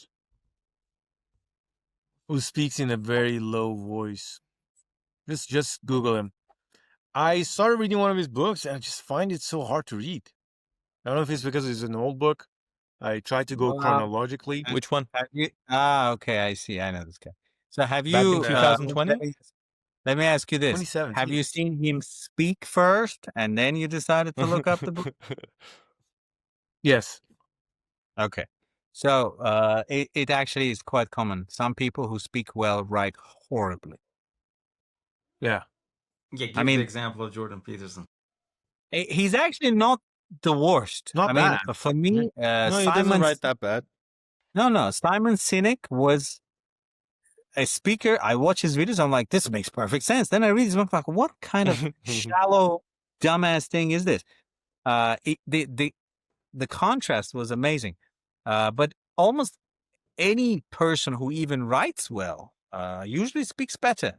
I mean, it's Have you guys read this? Adam Grant. I have 4 of his books on my list, and I have all of them. I'm very surprised about this book. This was gifted to me. Think Again. I'm like, I've read like 20, 30 pages. It's very interesting. Yeah, it's What a is it good about? reviews. It's about basically relearning things. Your ability to be biased about your own opinions and learning to understand that pattern and quickly be open to new things. Yeah. Have you read Shab Thinking Fast and Slow by Daniel No, Kahneman? not yet. Mm-mm. That's basically Not the yet. deepest and most scholarly book on this subject. And then Mhm. things that you read from, say, Adam Grant, Daniel Pink, or similar authors deal with that bias, the traps that we all Yeah. fall in, and so on and But so forth. these have always interested me, like cognitive biases, and I try really hard not to fall for them. Like I do change my mind when given like different evidence, and I think it's very hard for people. One of the quotes was, "It's easier to fool people than to convince them that they've been fooled," right? And I really don't want that person to be me. I don't know why, but I really would hate to be that person. So people who are unable to change their minds, they just really tick me off. But Wait, is Adam this Grant the is a good book, Shab. I mean, Devran, he so he has that book is I think it's a more recent one, right? Like a few years back. Think Again? Yeah, I think it's I mean, I the think so. main thing is let's be humble about intellectually humble, right? So we Oh need yeah, to question definitely. assumptions. We need to update our knowledge, and thinking is not just like I go from here to here, but sometimes it's just all kinds of turns and detours and so on and so forth. He has a book called Originals, which was about how original thinkers arrive at the new ideas, which is a bit of a similar-ish thing. So they constantly question the default ways of thinking, and they take risks or whatever. And then he had, what was the other name? Give and Take. That was one book that I have also. That one is more, it's a very different subject. It's how to establish trust. So it's more giving than taking, the reciprocity, and how this builds relationships and how this can benefit. So it's basically advocating for generosity. What was his other? There was one more book called Hidden Potential. I don't know what that's about. That's the most recent one, I think. But I just saw that it was Adam Grant on his board. So hopefully at some point I'm going to go through all four.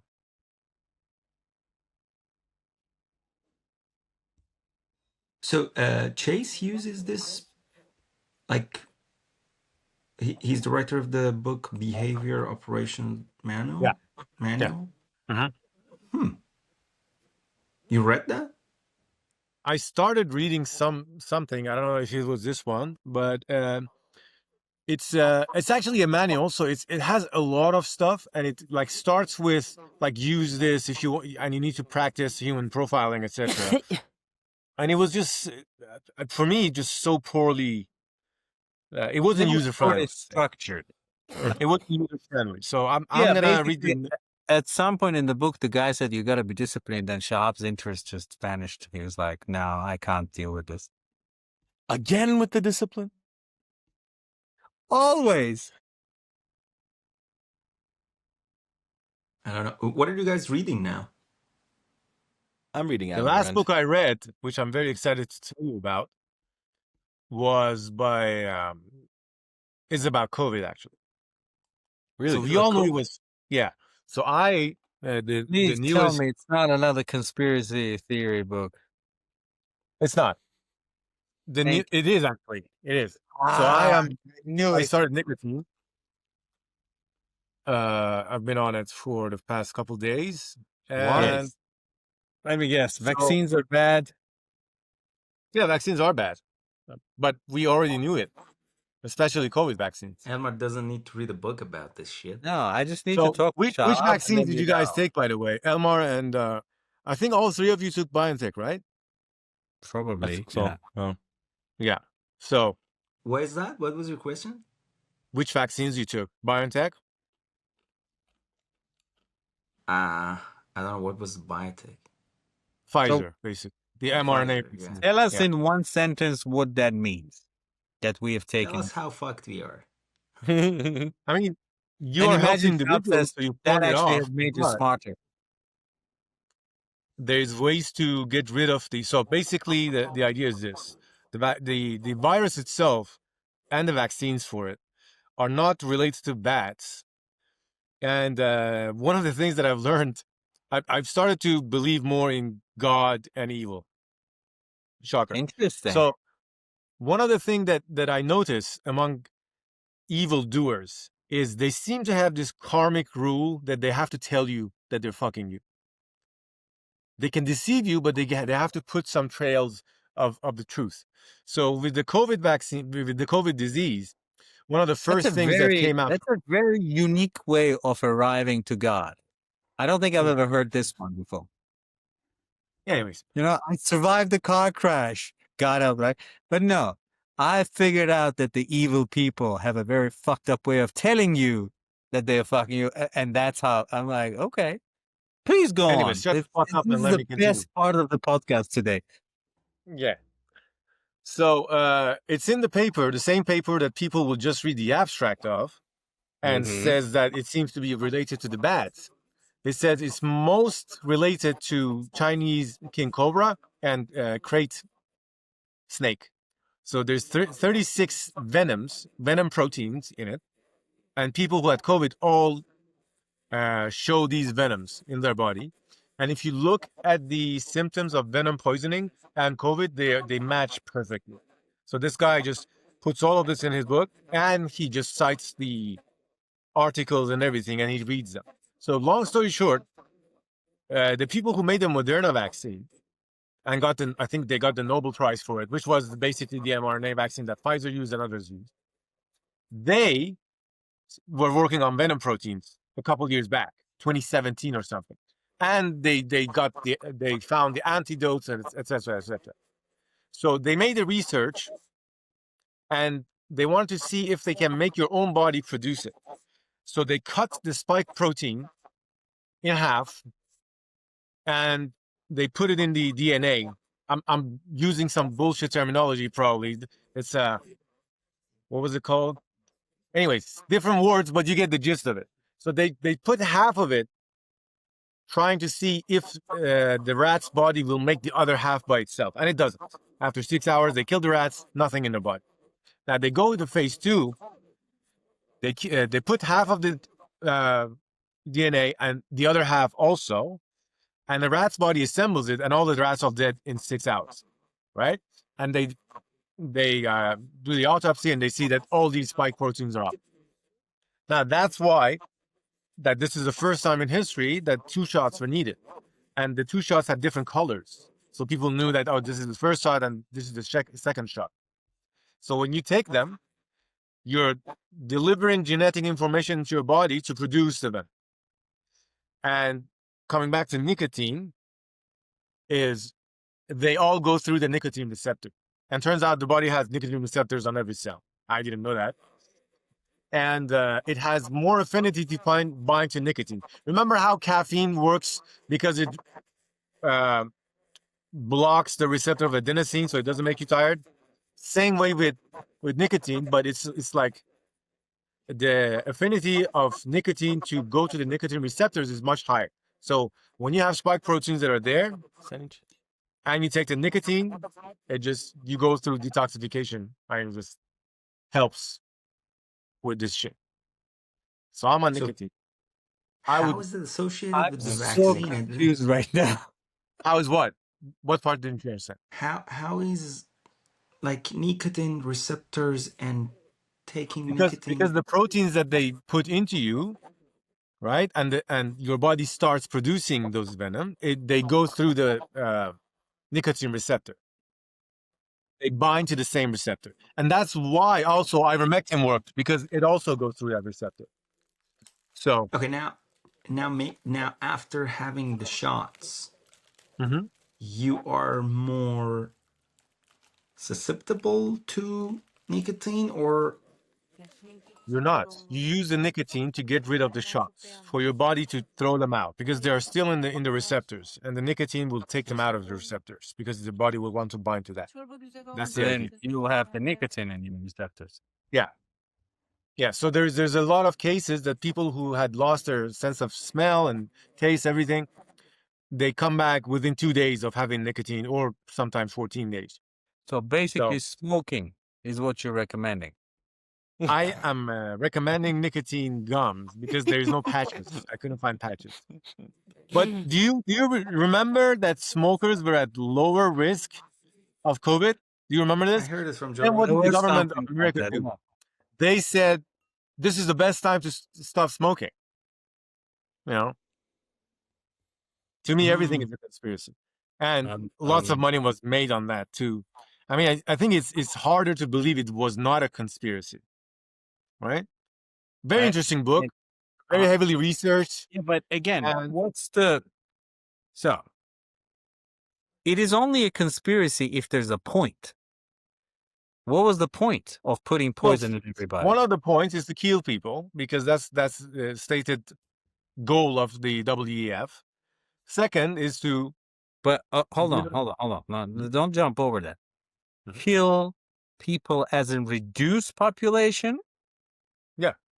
Okay, so it didn't achieve that purpose clearly because the population continues to increase at an exponential rate, right? It did to an extent, and this was the first phase. And come on. This, the only thing that seems to absolutely control population growth is money. What? Meaning, the richer the people get, the less kids they make. That seems to be the only constant throughout the human history.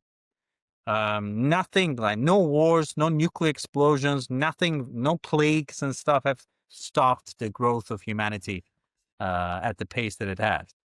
Why do you think is that so, Elmar? That's the topic that I was talking about it with Why do I think my what? wife What? once. That why do you think when you have more Because resources, you are more willing to have kids? You are less willing to have Ah, kids? it's easy people because your standards produce to change. survive. You don't need to survive when you have resource.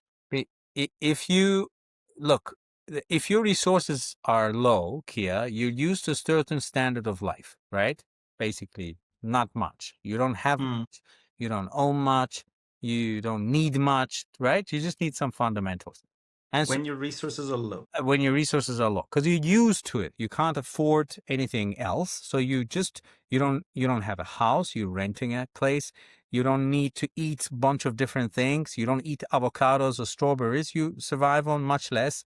Your clothing, your basically everything you're using is just less in value, in amount and variety, and so on. Once you start getting richer, the number of things that you need in your life starts increasing. You don't really need them, but honestly, compare your life today to your life 15 years ago, right? And you will see how many more things you have, how many things you pay for, and so on and so forth. Uh, I was, I mean, earning money as a G5. I think my salary at the beginning was like $400, $500 a month, and I had 2 kids, right? $500 a month, 2 kids. Put aside the the devaluation Inflation. money and all of that. Right? Let's forget about that for a second. But there's no universe in which I'm even capable of doing that now. But that's also because my standards have changed.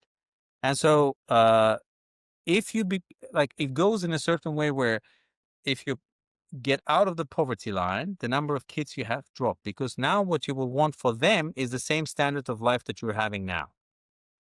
And that needs more and more and more money for each child. So you're more likely to provide college education, housing, car, and so on and so forth for 2 kids than for 3 or 4 or 5.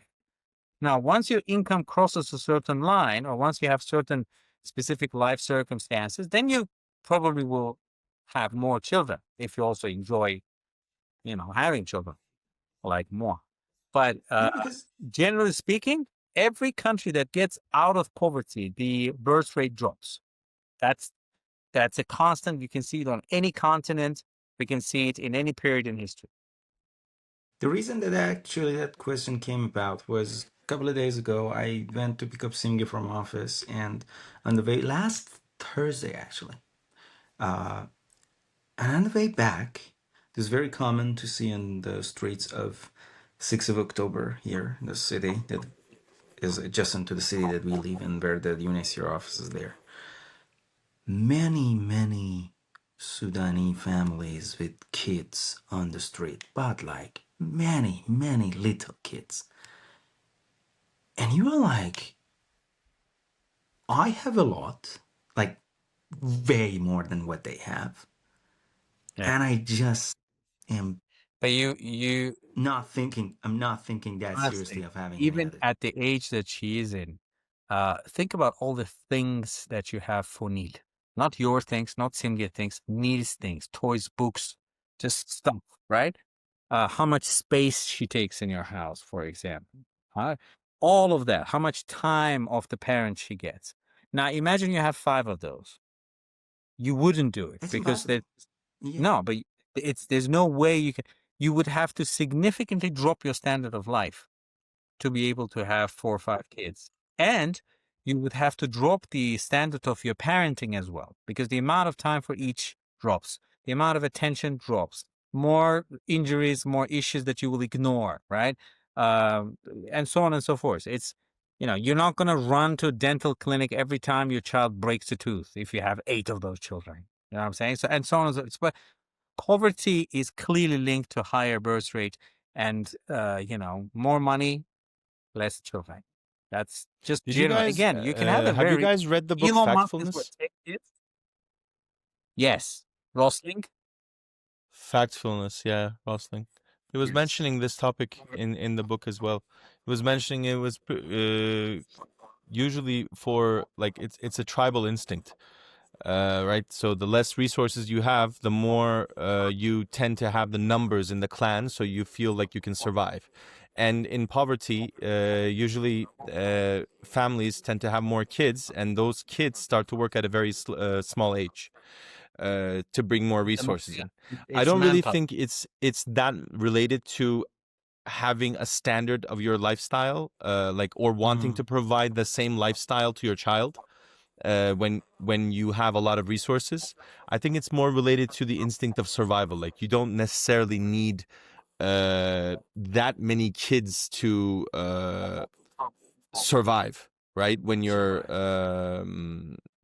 sense. rich, if you make a child, you make the child to what's the word, to color your life, to make your life better. But having 9 or 10 kids, neither their lives are better nor your life is better. So none of them get the proper parenting, and you don't get to live your life even a single bit if you're at least a little decent, have a little bit of decency, because you won't be able to fulfill your responsibilities.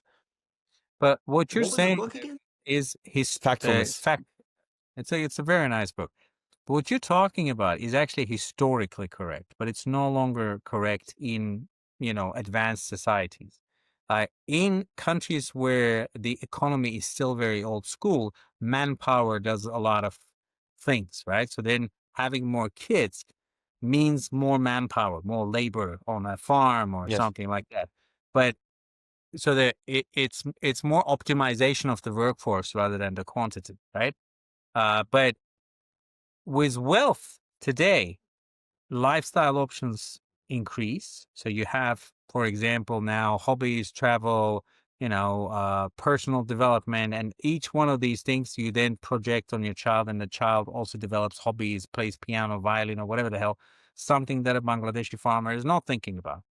Children Mm. are high investment projects. So you are, I mean, if honestly, if Kia keeps track, and I say Kia because I'm not likely to do that, but Kia is very likely. If Kia keeps track of how much dollar he spends on me, by the time like Neil becomes 3, if when they look at that log sheet and then he sits with Singer and says, "Should we have another one?" It's not going to be an easy decision to make. I'll tell you that much, because from 0 to 16, dude, they cost fuckloads of money, but only if you have fuckloads of money, right? Now, the other aspect that I think it just occurs to me is people that are more middle class educated in developed countries also have children later. So that is another factor that influences them. But I believe, don't quote me on this, but I believe the wealth definitely is a factor in terms of optionality and lifestyle. Maybe there's also something to do with the fact that we have more people living in the cities, as opposed to villages. Because if you live in a village and you have a bunch of kids, the kids are taken care of in a more of a communal fashion. So you have Yes. maybe, this neighbor lady who doesn't work. She's looking after her own 5 kids and look after my 3 as well today. And then I'll go to work. But in a city, you don't have that. You have to pay, right? So it's, and we all live away from grandmothers and grandfathers and aunts and uncles and all that. So, no, Yeah. So Sorry. I think between children not being the workforce anymore in developed countries, wealth offering options, the fact that educated folks have children later in life. So if, for example, Kia, you had Neil when you were 22, 23, you would be just physically more likely to have more kids. Whereas when you have them in your 30s, the number automatically is just less. Statistically, it's going to be like that. And I am guessing cities have something to do with this, but I'm not sure. And of course, I mean, I guess a big factor is the fact that in a lot of places, women started working. They get educated, they work. So it just means the the norm that a woman would stay at home, take care of the children, and as a result, you could have as many kids you want. That's no longer the case. But I'm much more fond of the survival answer, actually. I think it's correct. No, it is correct, And but you cannot. It can explain why this used to be the case in okay, historic yes, times. in the past. But if you look Yeah, at today's Bangladesh versus today's Germany, you need an answer for today, right? And so, in country that is a farming agricultural country, the children are still a workforce. valuable. Yeah, a 15, 16-year-old kid can work, right? I mean, you look at the Syrians in Turkey, they work. But if you are, like, let's say your life standard, Kia, do you need Neil to work when she's 15 to help your family? Definitely. Joke. Aslan turned 18 and texts me on the day of his birthday and says, Dad, can you send me some money? With a few of my friends, I want to go and celebrate. And I wrote back to him and said, of course, son, no problem. But as of tomorrow, go find a fucking job. I'm like, come on, man. I'm like, hey, man, you're 18 now. But the 18 used to be 14 a while back, right? So the standards 26 have is the changed. new 18. Everybody says it. What is it? I think it's even 26. further than that now. 26 is the new 18. Dude, Oh my we have God. 55-year-old people, and I'm talking to them, and I'm like, kill me now. That's So, true. Only UNHCR. Yeah, UNHCR is kids used to go to battle when they were able to wield swords. yeah, exactly. Like That's 5 kilos when they were able to carry 5 kilos, they used to carry a sword, just go to battle. that is messed up. Yeah. That's messed up, man. Dude, We are living a very soft life. hey, have you ever met child soldiers? I tell you, it's the scariest fucking thing ever. Yeah. Like, That's horrific dude, they actually, yeah. stopped me in some checkpoints, and I was horrified. I was like, In Sudan? I can't negotiate with these motherfuckers. You know what I'm saying? Like, there's no logic there. He might think it's And they don't politically. have conscience either. No, Conscience it's is like taught. I'm just staying quietly, trying not to move, and just praying to whatever power exists. So listen, let me just get the fuck out of here, because there's no explanation to what they will fucking do. How old were they? 14, 15, 16, I don't know. They all look the same. Dude, would you trust an RPG to your 15-year-old child? No, It's still better than a 10-year-old. No, right? sure, of course, Yeah. but a 10-year-old also can't hold the fucking thing. These When guys, the 10-year-old may put a and bullet in your head for chocolate. yeah, and Mm. here's an example of Most what I'm likely talking will. about. This happened to me, yeah, and I think I've told you the story. I was in a car, and a guy standing in front of me takes an RPG on his shoulder, aims at our car. Now, what I'm thinking in that moment, not that, oh, we're gonna die. My brain goes into this dumbass stands 5 meters from the car. He doesn't understand he's gonna die too if he shoots. That's what my brain is thinking about. And my other brain is thinking, are you out of your fucking mind? You need to be getting out of this place now. And you're analyzing how much he knows how to use an RPG, right? So we He's get out of it. judging the Quite guy sure when he's back then dying. you didn't read We get Thinking out of that Fast and Slow. situation. And then I ask the officer, I'm like, has this kid ever shot from that thing? He's like, no. I'm like, how? And he's like, look, we just take soldiers and then we give them guns. I'm like, what kind of training do you do? So like, we just tell them shoot that way. You know what Shoot I'm that saying? way. Yeah, we tell them shoot that way. Work with the And numbers. dude, we had an Belarusian colleague. She was interviewing Eritrean young military conscripts. And I walked into the interview because I was getting feedback that she's being unnecessarily strict and rude and this. So I sat in the interview and she asks the kid who is barely 18, so you did the military service? Yes. What weapon did you use? Kalashnikov rifle. Okay. Which model? He doesn't know. He's like, well, the Russian model. Okay. She starts telling him, because of, I don't know, the background, military, whatever. She starts telling him about different models of Kalashnikov. And he's looking at her like she's speaking Japanese. And then she asks him, I swear, what is the muzzle velocity of a Kalashnikov rifle? Because all military have to know this as part of their training. I'm looking at her. I'm like, are you out of your fucking mind? I've had a training. I don't even know what muzzle velocity means. right? And I was trained by the Soviet Azerbaijan. So then I stopped the interview and I say, could you wait? I'm like, dude, what are you doing? She's like, no, they're not credible. They were never in the military. I'm like, maybe they were not in the military, but this is not how you confirm that. There's nobody who can answer that. Well, we had Sudanese soldiers outside from the Sudanese army. Let's call them and ask them about muzzle velocity. You know what I'm saying? She had one guy who said, and this was an unusual case, that he was in the mine thrower crew. So, you know, two people, one throws the mine into the thingy and then they adjust and it shoots out, right? So the mine thrower weapon is a stationary weapon into which you put the missile thingy from the top, right? She asks the guy, so you've been in the mine thrower crew? Yes. What angle did you use to shoot at your enemies? He's like, what do you mean? She says, how many degrees? He doesn't fucking know. So he's sitting there and he's trying, like in his mind, what do I say? So she doesn't think that I'm lying. That's what he's thinking. He's not thinking about degrees. And then she says, like, for example, there's 0 degree, which is flat, this line, and then 90 degree. And then, so did you shoot 90 degree? And the guy says, yeah, I shot 90 degree. And then she says, well, if you shot 90 degree, it goes up and it lands on yourself.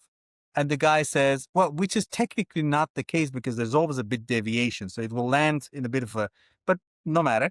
And the guy says a genius phrase. He understands he fucked up in the interview, right? So he has to get out of this. He says, yes, we did that when we were surrounded and were trying to commit suicide. I was like, bravo. Like just that answer is enough for me to give you the Quick rest. thinking. Yeah. But, and then she's like, you see, he's lying. I'm like, no, it's just you were asking the dumbest fucking questions. Like if you told him 360 degree, he would say yes too. He doesn't know. But yeah, anyway. Joining the podcast. Hello, one-eyed genie. Aw. We adopted a kitten in Gaziantep office. Oh, really? In the office. Colleagues are chipping in to buy food and stuff like that. She's like tiny. So cute. Yeah. Cats are great. Dude, it's been 2 hours we're at this. It's been 2 hours, right? Yeah. Holy shit. Yep. Shall we wrap it up? But I missed it so much. That felt Yeah. great. But you see, I this know is a pattern. Like every time we don't talk for a long time, the first time we chat, it's just all over the shop and the time passes very quickly. Like it's very difficult to keep us on topic. It's only the second and third after that that we behave. Right? That was good. That was good. Sharp cannot say anything. No, because we missed. He There's invented a Sharp new took it. phrase. Sharp is happy with it. Shab is just happy. He's like, oh, for 2 Sometimes when hours. I'm texting with Elmar, people are thinking I'm flirting with a girl because I'm like smirking and we're just talking shit to each other. I'm like, no, you don't understand. This is my friend / ex-boss that I'm just talking. That's not only you. I'm texting in Badgers and Simge is sitting on the other side of the room. And it's like, who are you chatting with? You're so happy. What are you writing there? I get to say, who are you talking to? I'm like, Badgers. Like, okay. I thought And so. I just translated some of the messages that I sent to Elmar. And it's like, why are you guys so mean to each other? I'm like, this is just a kind of relationship. No one can understand. No one can. I mean, perhaps. No one can understand the beauty of the toxicity in that group. Yeah. I mean, I think Denise has come a bit close simply because he's spent a lot of time with us. But yeah, no. It's But that Jiu-Jitsu Companion in-person podcast was awesome. I love it. It's one of the most watched videos, over 200 views on the channel. But gentlemen, this was amazing again. I really enjoyed it. I can talk even more than this for 2 hours more. 2 hours more. But well, let's get to another one at some point, and we don't have to do it. if you guys are available, we can do another one before the end of the year. Sure, that's it. Sure. Let's do it, right? Well, let's do it. I I'll can't be, promise, but I'll yeah, be in sure. Turkey. you'll be in Turkey? So No, you won't be in yeah, Turkey. Me? I plan to come in mid-January. Oh, okay. Me, I don't even have a passport now. What? What? It's gone for the residence permit. Yeah. Every December they take it. Speaking of permits, I have to decide if I'm going to pay so much money to get a visa to go to Serbia again for this trials thing. I mean, is it really worth it to pay so that people try to actively break your leg? Well, if you think you're gonna win, I don't think I'm gonna win. It's the trials, man. I know it's gonna be rough, man. Why do you think you're not gonna win? What is the Because mindset? because it's the ADCC trials, my brother. Okay, I understood. But if then why do you want to go? Because it's experience. No, Kia. You want to experience how to lose? When you No, I saw for the record, I I don't think love you, I'm not man. gonna win any That's matches, so good. depending on which opponent I get first. Yeah. Sorry, Actually, man. one You of just my made me opponents. wake up, bro. I was silent the whole 2 hours. I didn't say anything. You just Actually, come and trigger me. Devran, one of my opponents, Kia Omar. is the king of if then. Yeah. Just make you, like, are you trying to die? You're like, And he's so no. casual about it too. It's like, do you want to die? Yeah. So this last ADCC in Serbia, the one that I got a bronze medal, the guy I lost to, he was a trial silver medalist. So So that means you're leaning towards going because you have a shot. Right? no, I will go anyway because what else do you do? I'm You trying to don't help go you. because Not. I you mean, think you're gonna lose, then you're never gonna compete. You're paying your dues to Yeah. the sport. Sure. That is true. Yes. But you go with the mindset of getting gold. And Yeah, then you lose. I do go with the mindset of getting gold, but I'm also realistic, thinking that it's very dangerous. Mm-hmm. Yeah, Yes. because Yes. especially in my weight class, you know who competes in my weight class? Kainan Duarte, for example. So if I win trials, I will go to the same bracket as Kainan Duarte. Yes. So we believe in you, brother. I will buy tickets to ADC, sit there with a big poster saying, Kainan, go, Kainan. Go, kind but that being said, even just winning the trials sets you for life. Like Of Yeats, course. Sure. when he got silver, he became a household name. But they're all sponsored. Why don't you look for a good sponsor for yourself? I should, yeah. I'm not But available. I am old for this sport. I'm already at the age that you need to have peaked. So we'll see. But if you get results, Yep. Yep. to be honest, in the gym that I trained in Iran, most of the people would not go out if they didn't have any sponsors. And they would go and find something at, I don't know, a company that would like have clothes, somebody from the federation. Dude, If you have just think about, sponsor, why shouldn't you go? the level, but yeah, Shab is right in the sense that the level of the competition is insane. I mean, when Yigit went for the European trials, I mean, he went against, what was the kid's name? Julian something, Espinoza or something? Like Yeah. that kid is top level. And Yigit beat, what's the name of the guy? Grippo. Yeah. Gianni Grippo. Something. Gianni. Gianni Grippo, right? Another Gianni world Grippo. class guy on the way. And Gianni Grippo, Oh, I've so known the cool. name for some time. That was, Yeah. I mean, you know what I'm saying? So, and he still That was only a got huge silver. win. Like he didn't beat everybody. You would think, Yeah. like when I roll with Zigit, I feel like he's working at 20% at best. And I'm thinking, who's going to beat this guy? And there are guys out there who are beating this guy. I thought Yeah, sure. I think I saw in his story this next fight that he's gonna have. I think it's Worlds. This kid from AOJ is there too. What was his name? The very young kid, Cole Labate? Kolabate. Yeah, was in his bracket. You are going to have a That would be an competition soon? interesting fight. That's IBJJF for Yeet, not me. When? You? Shahal? No, not No, me. no. Yeet. Igit. I don't think I'll Dude, ever but compete in IBJJF. if you watch Igit's fights, those are fascinating fights, man. Yeah, The action is just back and forth. Why don't you think you would ever fight in IBJJF? Because of because the rules? yeah, it's the rules, the expense, and It's the expensive. countries. So I would much rather Expensive. do ADCC anywhere I go or grappling industries. You know, Unless I need to There's going to be prove an that I'm like ADCC one in of the Qatar, best. by the way. I don't know what is that about. IBJJF What? actually makes stand. ADCC in Qatar. ADCC in Qatar?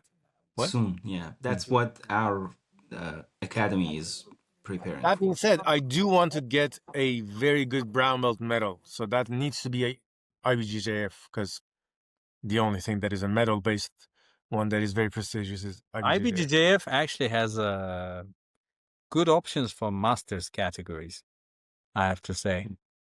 So in Masters terms of, is if you look at masters I'm competitions, then gonna do IBJJF open, man. has quite a few. Fuck masters.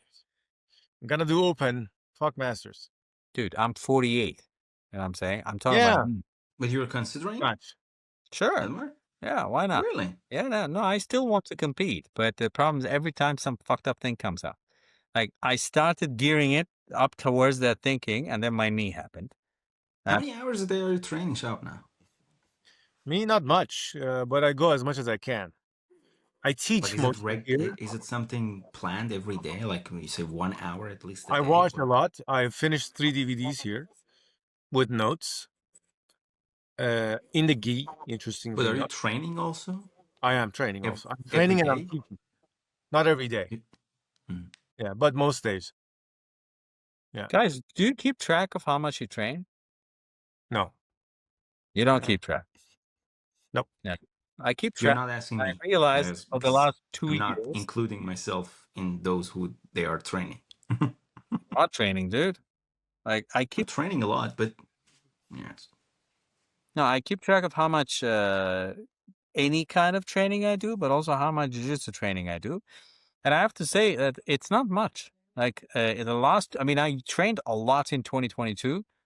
2023 wasn't bad, but 24, 25, I am barely sustaining twice a week. And at this point, it's not even against good opposition, you know. So I do like a 90 to 100 workouts a year. I did 90 last year, and this year I wanted to do over 100 to just do a little bit more, and I'm there. But when I look at the past years, I mean, 2022, I did close to 200 workouts. But Just Elmar, I don't know. What are you going to do with recovery?